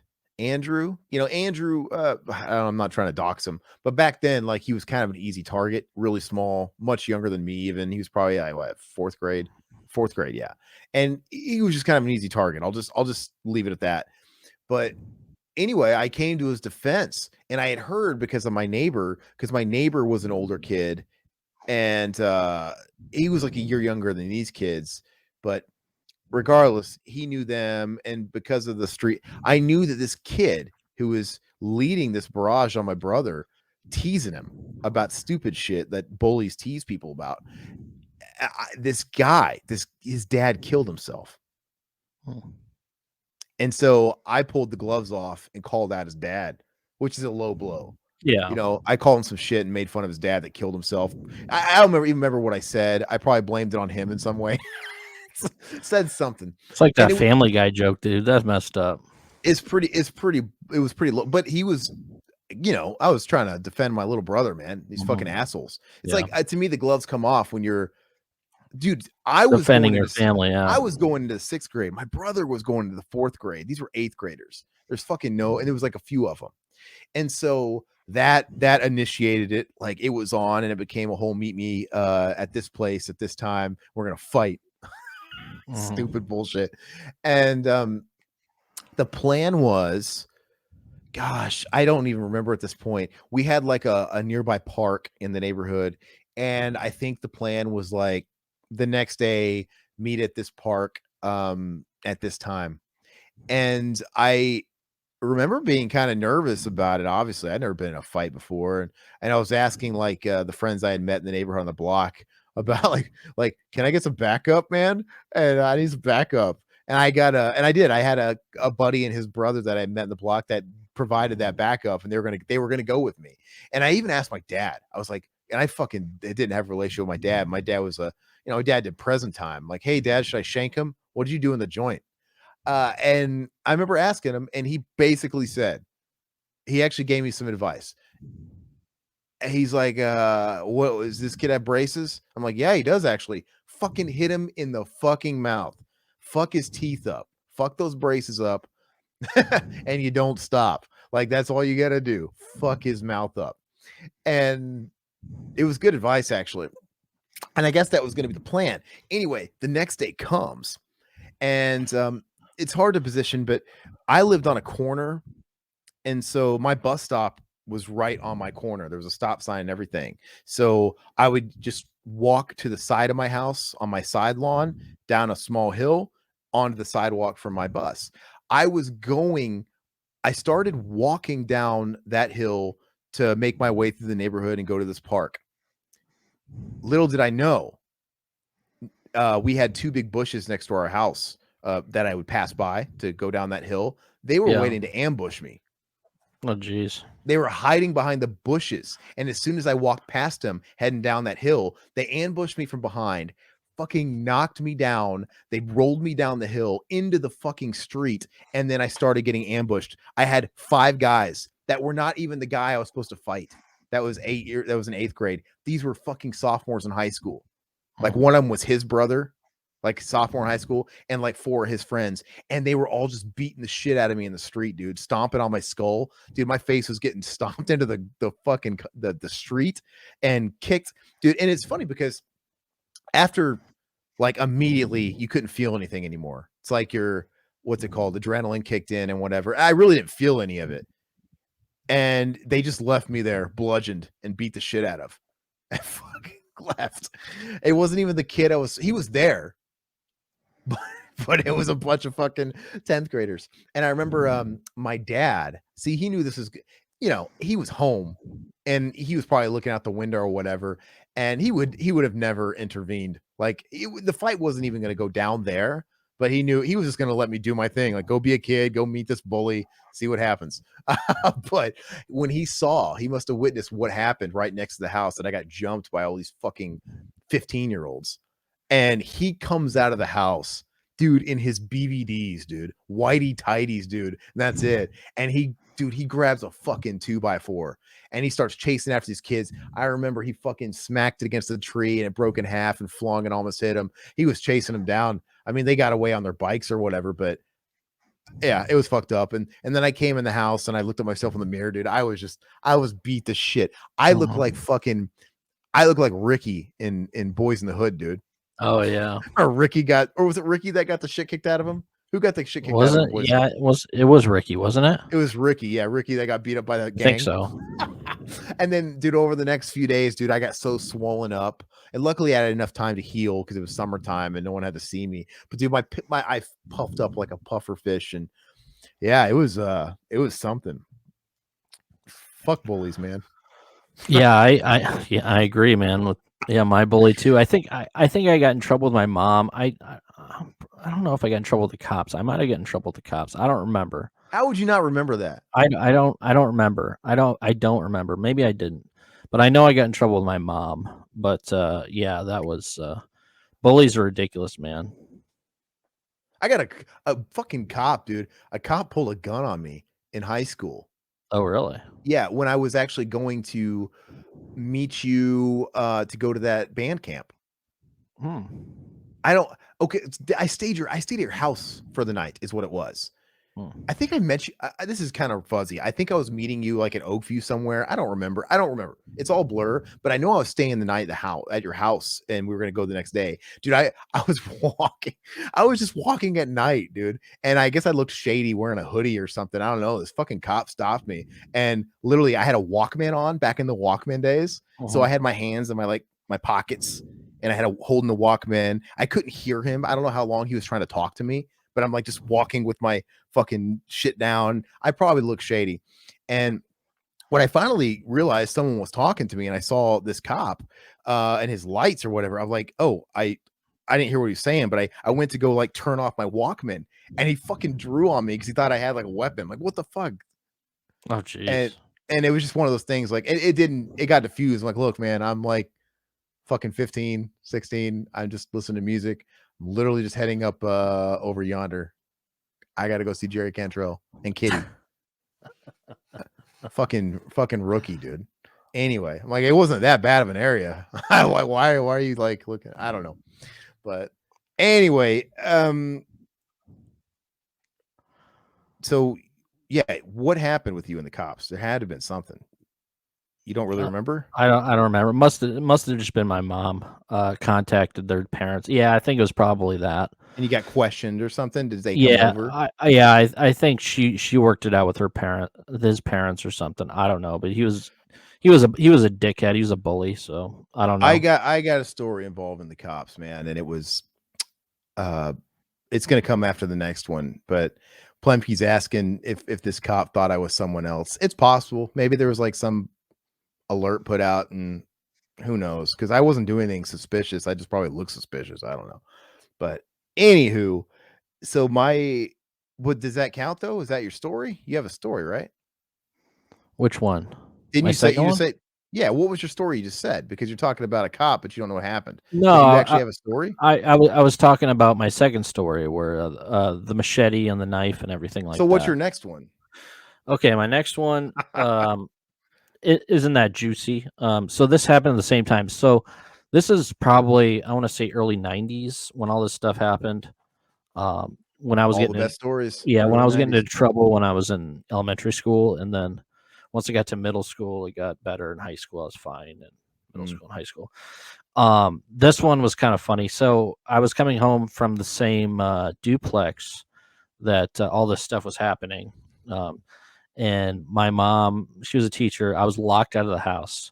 So it was one of those things where it kind of relates to a movie that I love. And this is probably one of the reasons why I love it so much. From the movie Friday. You remember how they ain't catch me on camera stealing no boxes. No, nothing like that. Crackhead Ezel, he had to take a shit, dude. So yeah, so I was coming home. I had to go to the bathroom. I didn't know anybody. I couldn't get anybody's house, so I went into my backyard, and we shared a backyard with our neighbors because we lived in a duplex. So I didn't want anybody to see me because I had to go poop really bad. So I went over to my neighbor's windowsill. Here in the Midwest, we have like these like windowsills that like drop down. So we all have basements, so they have like a windowsill that drops down like, I don't know, like 4 feet or something. So I got down in there, I squatted down, and then I did my business, and then I got up and left. And somehow my mom found out that I took a shit in my neighbor's windowsill, and she was all mad at me. Why you didn't want to take a shit in your windowsill, or was like theirs more concealed or something? Ours was like it was kind of conjoined, Mhm. um, so yeah, I ended up doing that, and then Who caught you? Did my somebody see my you? mom my mom ended up figuring it out. I don't know if the neighbor called her or whatever, but Uh, she oh, questioned me, but and I got in serious trouble with her. But yeah, I thought that was kind of a weird thing I still remember to this day. And then she said, she's like, "Why the hell would you do something like that?" I'm like, "Well, the dog does it." That's what I told her. The dog does it. can you imagine? I thought maybe the neighbors saw you, and I'm like, well, then what did they do? Did they tell you? Do they have to pick up some kid's shit? I would have been like, hey, your son's gonna come over here and he's gonna No, pick up some shit. I had to pick it up. So yeah, Oh, yeah. why? Just if they didn't know about it, just let it be. She made you go over there and risk being caught. No, I think the neighbors might have called her and told her about it or Oh, something. That's probably how she found out. And she told me to go clean it up. So yeah, jeez, I don't interesting. know. I knew this kid. My little brothers were in kindergarten, and I was probably a freshman, and they had this friend that they would hang out with in the neighborhood, and he used to shit next to our house. He used to Well, shit, dude. once you're locked out of the house, it's like, where are you supposed to go, dude? Oh, he had a home. He could have went back to his own home, Oh, okay. and then he eventually upgraded to shitting in like a Pringles can. Oh God. At least that's easy to pick up and throw away. This is like a fifth. This is like a kindergartner, dude. Stupid kids. That's I don't think I ever got any. Well, I did get in trouble for shitting. That's a story that's been told a million times. But Yeah, actually, that's I'm classic. not gonna retell that story. But I guess technically that was me getting in trouble. Kinda. I don't know. But my next story, seventh grade. This is the only really notable time I can remember getting in trouble at school. And I was a good kid. In seventh grade, we went on a field trip to the zoo, the Henry Dorley Zoo. I was living in Omaha at the time. And I wasn't jacking around or trying to, get into trouble, or it just happened. I was hanging out with one of the kids in my class, and I I, I want to say we went with my science teacher, which he will remain nameless. And we were, to follow the pack. We were going on a tour, we had to stay as a group. And I don't know what happened. I got distracted by me and my friend. I got distracted. I was looking at something. Before you know, we look back and the group's gone. It literally was just like so quick. And Henry Dorley was big, especially for like a kid. It's like, what the hell? Like, where do they Yeah. go? And who knows? If I just would have made the right turn, I might have found them right away. But all it takes is to go one different direction, and you're gonna fucking lose them. And yeah, it turned. We lost them right at the fucking beginning, and it turned in the whole fucking day. This field trip was all day long. Me and this kid, we were wandering around the zoo all day, just trying to find the class. And I think we finally found them where the buses were picking us up. We ended up going back to like the bus pickup, and we found them around the end of the day. Just and that's it. And we got in so much trouble, man. And when we got back, I like I said, none of it was in fact, I think it's kind of the fucking guardians and teachers' fault, if you ask me. Fucking keep a head count, dude. Fucking Yeah, how would pay they not attention. know? Yeah, I wasn't running away. I literally was just like we were looking at something and we just got distracted, and they left without us. It's like Mitch Murphy. Exactly. Mitch Murphy shit. 100%. Anyway, so when we got back, we had to do sentences. Remember we had to do sentences in middle school? Oh yeah, on the chalkboard. Yeah.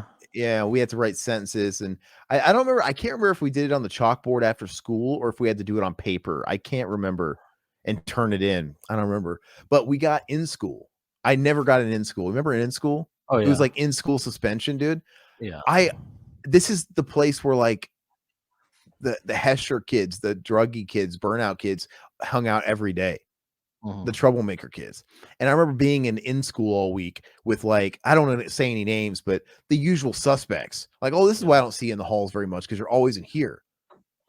And Yeah. and it was basically like 20, it was basically 8-hour study hall. Right? 8-hour study hall. And if I recall, I was probably given like my assignments in the curriculum, and I just kind of did all my homework. So it wasn't that bad. it was just boring for a week. 8-hour study hall, couldn't talk. I got to eat lunch. I don't even remember if I even got to go to lunch. I don't think the in-school kids, I think you ate lunch there in the class. I don't remember, but I just remember being very fucking boring. That's the only time I've ever gotten in school, and it was kind of bullshit. It's like, shouldn't they? I don't know. You think they would take into take into consideration your history? I never got in trouble. It's like, why are you just throwing the book at me like this? Jeez Yeah. Louise. No, But it's that's horrible. it for school, though, I think. And the last couple I'm gonna have, though, this is probably the worst. But do you have what do you got? Yeah, so we were kind of talking about something earlier, and it kind of jogged my memory about something that happened in high school, which the majority of my stuff was all like elementary school, early stuff when I was really stupid and made dumb decisions in elementary school. But this one kind of relates to who I am now. And it happened, I believe it was my junior year in high school. So we had this creative writing class, and like that was the time where that was my peak horror film. Like Yeah. I wore my Dawn of the Dead shirts, my Nightmare on Elm Street shirts, all that shit, and I was huge, which I'm still huge into horror, but that was my peak. And I remember I had to write poems and stuff for creative writing class, and this was the same year where I was like, basically, I went to psychology classes and I was showing videos of Texas Chainsaw Massacre. Mhm. I was showing, all those American Psycho, all the stuff we talked about. And speaking of American Psycho, I was I just got done reading American Psycho, the Bret Easton Ellis book, which is Did you read the fantastic. book If you ever before you read it. saw the movie? No, I saw the movie first, and I read the book. The book was really graphic. It was great. I loved it. I still like it, but I was huge into American Psycho at the time. So me and this other kid, he was kind of a, I would say kind of a goth type of kid, but he was into horror films, but not really. He I was think I into know who like, you might be talking about, but go ahead. he was into some weird stuff, but yeah, What was the we, initials? What are the initials, this kid? I don't even remember First his initial, name. first name initial. That's all I need. I don't remember his name. He was short. He was a short kid. I Okay. don't know if you remember him, but yeah, we had to team up, do a creative writing project. We ended up writing a poem together, called "The Dripping of the Blood" was the name of the poem. Dude, hold on. That reminds me of what is the shit we did? Didn't we write song lyrics called Monster Blood? Monster Blood, yeah, Based off Ghostbusters. Okay, the dripping of the blood, dude. I like it. It's yeah, got me. I'm hooked. yeah. So How'd it go? the dripping of the blood was a lot of it was based off of stuff from American Psycho, the book and the movie, and a lot of the Bret Easton Ellis stuff. My creative writing, poems, and all that stuff. And yeah, so we turned that in, not thinking anything of it because I was a big horror fan and he was kind of into horror too. So we got sent to the principal's office for that because they thought we were like serial killers. They also sent us to the guidance counselor.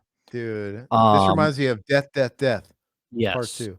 So it's the total brain scan effect here. We got sent to the guidance counselor.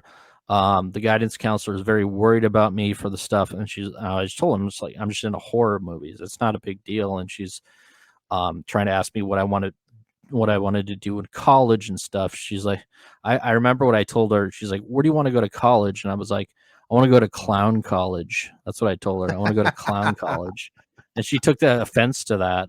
So my mom ended up hearing about it. She was all pissed off at me.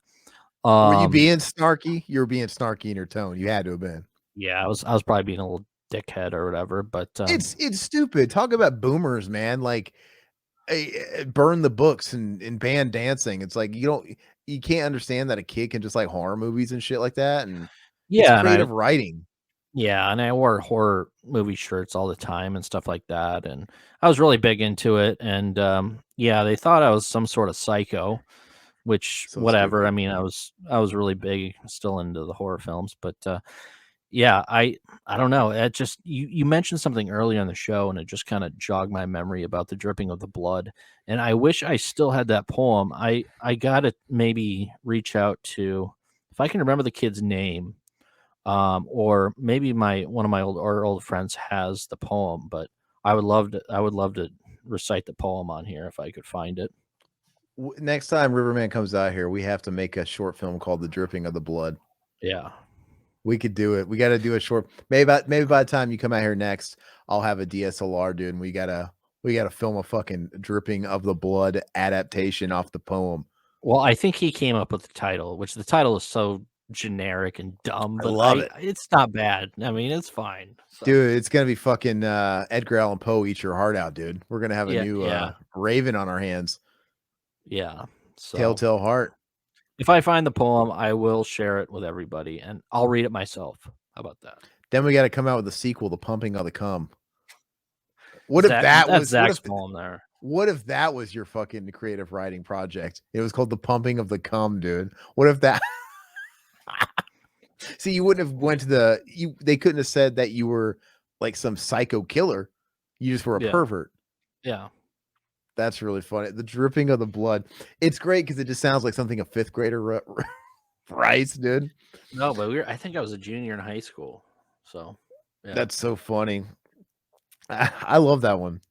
As an honorable mention, can I say I didn't really get in trouble, but as an honorable mention, just because I love this story, the bury my nose in shit lady. Oh, tell it. Yeah. Dude, I mean, I'm trying not to run too long here, but I'm done. I I'm love done. it. So go ahead.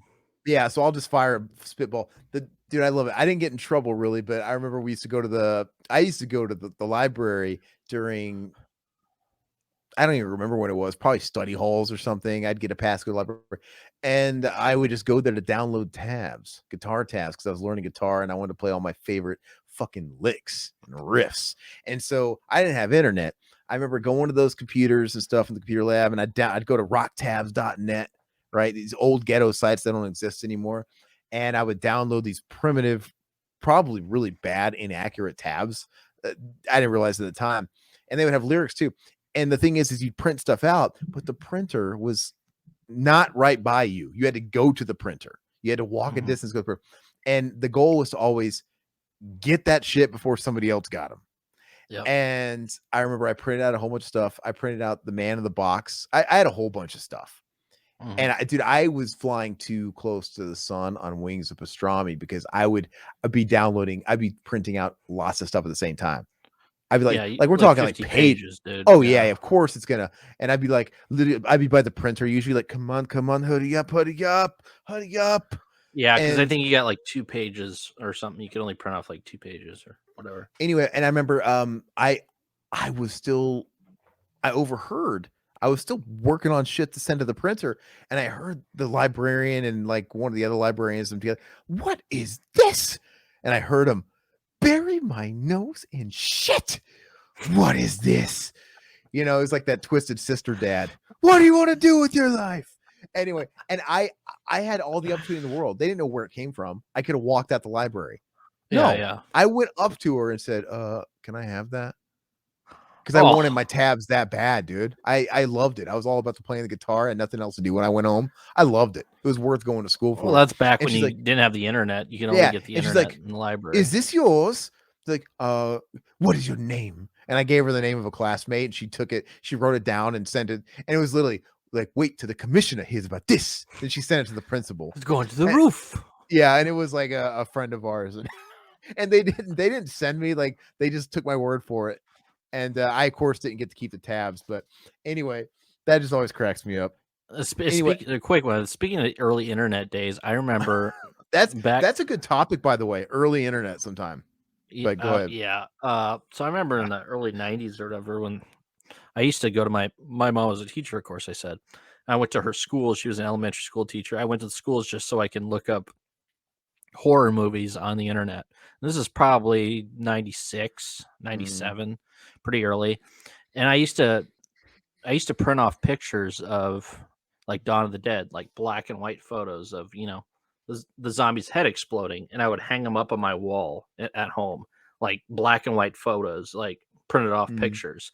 I would hang them all That's over my funny. room because I thought it was like the coolest thing ever. And then I put them on like a floppy disk and that sort of thing. But yeah, that was good times. I remember that. They probably thought you were surfing the dark web, getting real fucking decapitations and shit. Well, no, I mean, I was, I mean, that was like what, the late 90s, early 90s, mid 90s. funny. But yeah. Okay, so pretty much I'm gonna pretty much hang out in middle school from here on out. I have a few, and these are the biggest ones, so I'm gonna try and rush them because I mean I don't know how much longer Todd has, but these are good ones. So this next one, oh gosh, I mean Todd might know these stories, and who knows, I might have brought them up at a time or two in the last decade on this fucking show. But so the time that my neighbor got wasted, blackout drunk when I was in the 7th grade. Do you know the story? No, I don't remember. So just like Todd, growing up in the Midwest, we had a basement, split level house, and we had where Todd says he took a shit. We had that window, right? Yeah, That window that led into the basement. We had 2 bushes in front of it, for privacy. And my neighbor, it was normal. She would always, and same thing with my buddy across the street. They would never use the front door. They would come knock on my window because I was always down there, and I would just open it and I'd talk to them. Fucking parents hated this. Dad hated that. Fucking hate it. And anyway, it was pretty normal.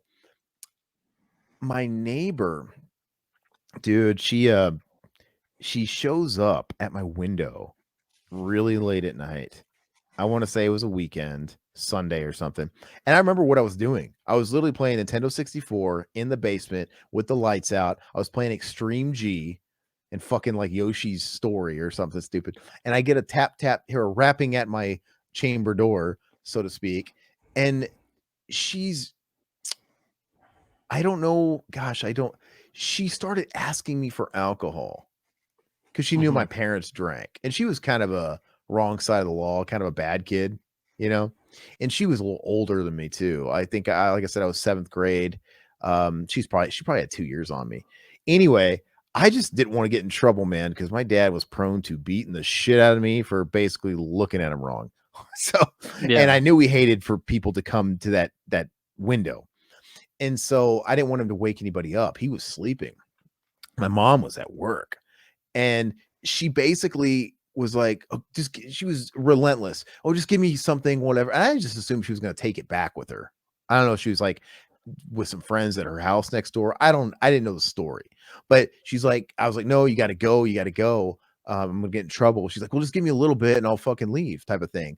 I'm like, no. And it got to a point where she's being kind of obnoxious. Like, I'll scream. I'll wake him up right now. I was like, shit. So I went up there and I took some of my mom's fucking tequila or something.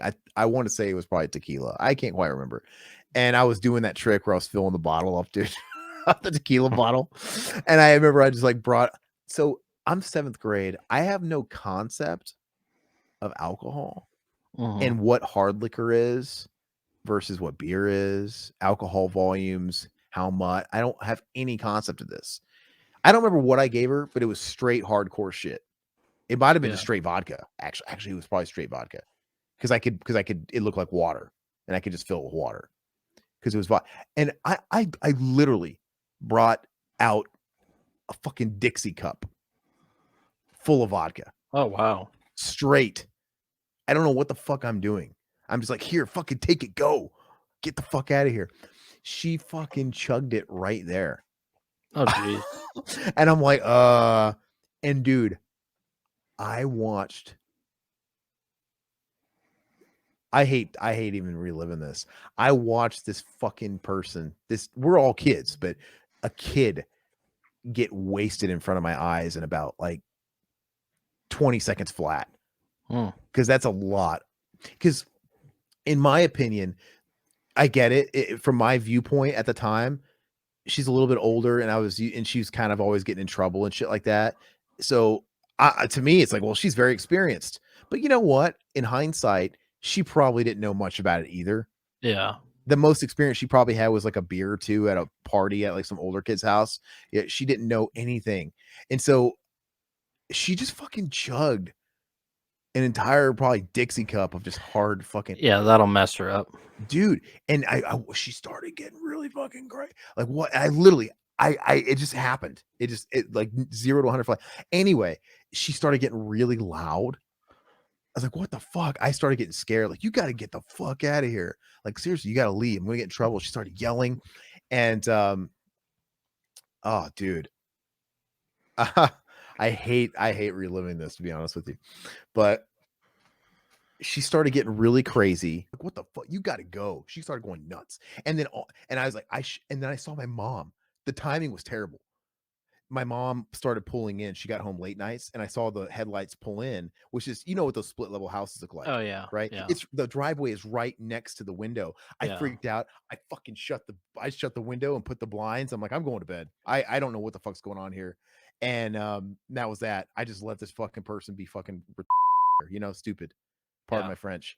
I was like, I was just getting it over my head. Like, I just don't want to get in trouble. I just didn't want to get in trouble. And I just wanted this person to leave because they were trying to get me in trouble, essentially. And I run into bed. I put the blanket over my head. And I'm just like, la, la, la, la. I've been asleep for the last 2 hours. Yeah. I don't know what's going on. I don't know what's going on with that person. I don't know if they went home or whatever. Anyway, I am hearing what's going on right outside the window from inside my room. Lights out, blanket over my fucking head. And then I hear my neighbor, her family, her brother come out of his house yelling for her name. Like, where the fuck is she or whatever? And then I hear the commotion. They found her by my window. I guess she had passed out.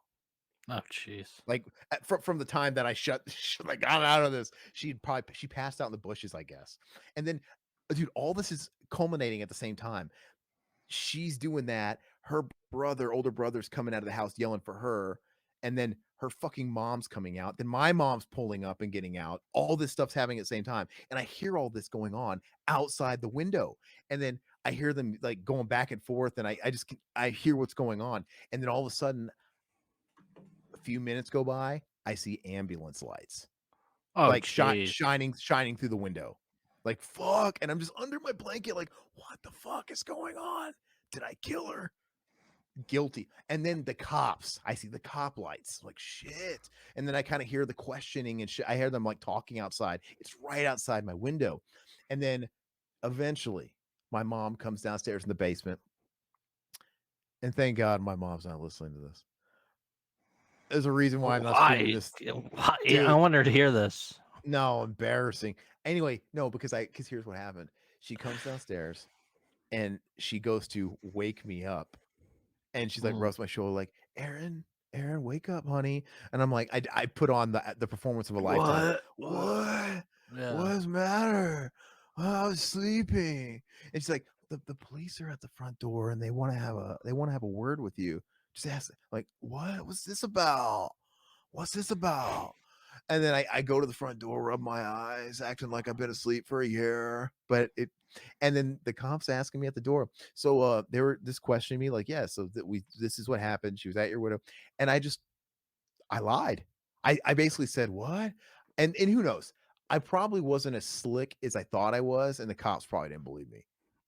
But who knows? Yeah. All I know is I told them the story. Here's what I told them. I said, no, I don't know, officers. I mean, she's always getting, she gets into trouble, whatever. As like it's very normal for her to come to my bedroom window during the day and tap them. All my friends do. They tap on my window and say hi. And I don't know. I guess she got drunk and she just wandered over to my window like she does all the freaking time and passed out. Like, I just kind of played it off like that. I don't want it was all fucking terrible. Like, what the and she was screaming. She was like yelling like an obnoxious drunk dude. Like, I am out of here. I'm fucking out of here. I don't blame you. I would do the same thing. Yeah, it's just like, anyway. So I can only, like I said, I'm kind of filling in some of it with my head. I can only imagine I was listening to it 10 feet away from my fucking bed, but I can only imagine. Dude, the whole time I'm under my blanket, I'm envisioning what's going on out there because I'm hearing I'm like, oh my God. But anyway, they took my statement and that was it. And I went back to bed and they hauled her off and they took her away in an ambulance. And the worst part about all this was I never learned what happened to her. She never came back home. And so she never came back home. And I was just a fucking guilt-ridden mess the whole year because I didn't know if I killed somebody. Like it's legit. I didn't know what happened. Literally, you guys have to put it, you have to look through my lens here. I'm just a kid that didn't like getting in trouble and didn't want my father to beat me. And this person was threatening to wake up my father. And I'm like, just get out of here. And it's just a mistake. And it just all fucking tailspin from there. And anyway, so I remember the next day, I never told anybody the secret. I remember the next day I was talking to our mutual friend, my buddy across the street. And I was like, whoa, like, of course it's like his mom was a huge gossip. Oh yeah, did you hear about the blank kid, whatever? She got what? I'm like, no. I'm playing dumb. I didn't tell anybody, not my friends, no one. Because I'm like, I don't fucking want any of this.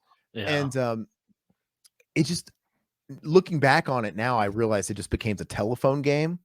But I remember asking my buddy and his mom, and they literally said, well, so far we hear that she's in the ICU and she can't see or hear or anything. I'm like, oh my God. Oh yeah, he's dead. Oh yeah, you sorry to hear about your friend Josh. Oh yeah, he's like dead. Josh did. Yeah, no, exactly. It was turning that shit, and that's what the parents were telling me, and I was like, oh my God, did I fucking ruin her life? Did I put her in a coma? Like, what the fuck? Is she brain damaged? And looking back on it, like, dude, just fucking could have been alcohol poisoned. I don't know. But we never knew what happened to her. And then my brother was friends with her little brother. And I think eventually I kind of probed and got some information. And eventually I think I learned that she went to go live with her dad because she was a troubled youth. And that was probably just the straw that broke the camel's back. Yeah. Right. So she did go off into an ambulance, but she never came back home. She got fucking shipped off, lived with her dad, and fucking, who knows, some kind of female boarding school. She was but like I said, I didn't fucking know. I see her going off in the blue and fucking red lights, and I'm hearing stories, and she never came back. And it was like, what the fuck? And so I, at least at some point, like a year later, found out that she wasn't dead. I mean, obviously she wasn't dead because her brother and mother still lived next door. She just never came back. And of course, I'm not going to go up to their house and be like, so, ask all these questions. And the thing is her mom didn't speak English, right? Because they were a Latin family. They all spoke English, but the mom. And the mom knew. The mom knew I had something to do with it. She wasn't buying any of it, and she would give me death stares. Fucking the rest of the time I lived in that house, dude, she would always give me shitty looks, and she knew. And I think my mom was even saying something to that regard. Like, I don't remember if like one of the cops could speak Spanish. Somebody was translating, but my mom was saying like, yeah, she's trying to say that you fucking did this, that bitch. My mom was like defending me the whole time, like, not my baby type of thing. Seriously, no, cool. Now, and I'm thinking the whole time I'm so guilty because I'm just like running with this lie, like, and I feel bad because my mom was defending me, and this her mom was totally right. But I'm like, fucking, of course. And anyway, I got total relief in sophomore year of high school because she didn't go to our district. She lived there, but she didn't go to the district. I don't know what the deal was there. None of them did. So I don't really know what the deal was there. And she didn't go to fucking Millard or anything in high school. But I remember walking out of our high school to walk home, 10th grade. And as I was about to walk completely off the high school premises, she was at the end of the high school talking with some other 10th grader or 11th grader. No, she would have been like a senior age, talking with one of the seniors. And she just kind of like said, hey, what's up? I hadn't seen her in fucking 3 years. Yeah. And I was like, and she was just visiting. I don't know why she was at the high school. She was there at like 3 p.m. She didn't go there. I didn't really stop to really catch up that much. It was like, I was just so blown away. Like, you're okay. And you're not. She was normal. And I from that day forward, I was like, thank you, Jesus. Thank you, Jesus. Like, she just learned a rough lesson that night, and hopefully she was better for it. And then I remember I actually saw her again. I want to say it was around that time our buddy Travis got in that car wreck in his girlfriend's SUV. Remember that? We were in the back seat. He got T-boned. Oh yeah, we did get in a car wreck, didn't we? We got T-boned. Yeah. And Travis was driving his ex-girlfriend's SUV. We were in the back, and it was kind of shitty now because we abandoned him as soon as we got into a wreck and we were waiting for the police. We're like, okay, well, we got somewhere to go. Me and you ended up leaving, dude. Well, that's messed up, dude. We should have stayed with him, yeah. And I remember telling my grandpa about that. And he's like, "We don't leave your buddy." Well, we did. Anyway, Well, we got in a car wreck. I mean, yeah, dude, we spun. Do you remember that shit? Like, it was dude, I don't even remember that. That's crazy. I just now that you mentioned it, yes. Yeah, we were spinning. It was scary shit. Like, well, Travis ran the red light. Oh, okay. My bad. Travis ran the red light, and the oncoming traffic, we T-boned him. My bad. So and this guy I remember he was driving a piece of shit, and he was like, "Man, that's okay. I was going to a barbecue I didn't want to go to." And dude, he got hit by a brand new fucking like Escalade or something or whatever the fuck she was doing, and he was driving a piece of shit, dude. He was getting paid. So he was happy. But anyway, that's getting aside from it. I think it was that day or around that time I saw her waiting tables. Because remember, she was a couple years older, so she would have been like of working age. She was waiting tables at some restaurant. So I did see her again after that. So anyway, bottom line is God was looking out for me, even in the sense that like he allowed me some relief to be able to see her and know that she was okay, because she's not even on social. I've gotten weird. I've like, man, she's not. I've tried looking her up on social just because I was curious. You can't find her anywhere. So if I never saw her that day, 3 years later, I would have always fucking wondered because I cannot find her anywhere. That's crazy. So I'm real glad that I got resolution with that. Okay. Oh shit. What? How? What? Was your mom watching? My mom just sent me a message. LOL, I'm watching. Well, that's embarrassing. Oh, Denise. Yeah. Well, fuck me running. How? I heard everything you said. I heard everything you said. Anyway, well, that's really humiliating. I'm just gonna move on. Oh, that's perfect, dude. That's perfect. No, it's not. I got to hear this, Denise. You got to talk to me later, all right? That's fucking terrible, man. Anyway, jeez, I'm a little flustered. Anyway, what else did I have? Moving on. I'm afraid to even go further now. You're a grown ass man. I'm sure she doesn't hold a grudge for it. Dude, I didn't. How is she listening? That makes the stream even better, man. Dude, that's fucking terrible. The whole time. This is fantastic. Anyway, I fucking feel bad about that whole thing, and like I said, I'm really grateful that it ended the way it did, because what a way to stress out a little kid. Dude, I'm fucking flustered. Anyway, she's probably laughing her ass off. Yeah. Damn it. All right. Okay. I feel like I can't go any further if she's fucking watching this. Hold on. Todd, entertain the crowd while I text her. God. Anybody have any questions or anything going on?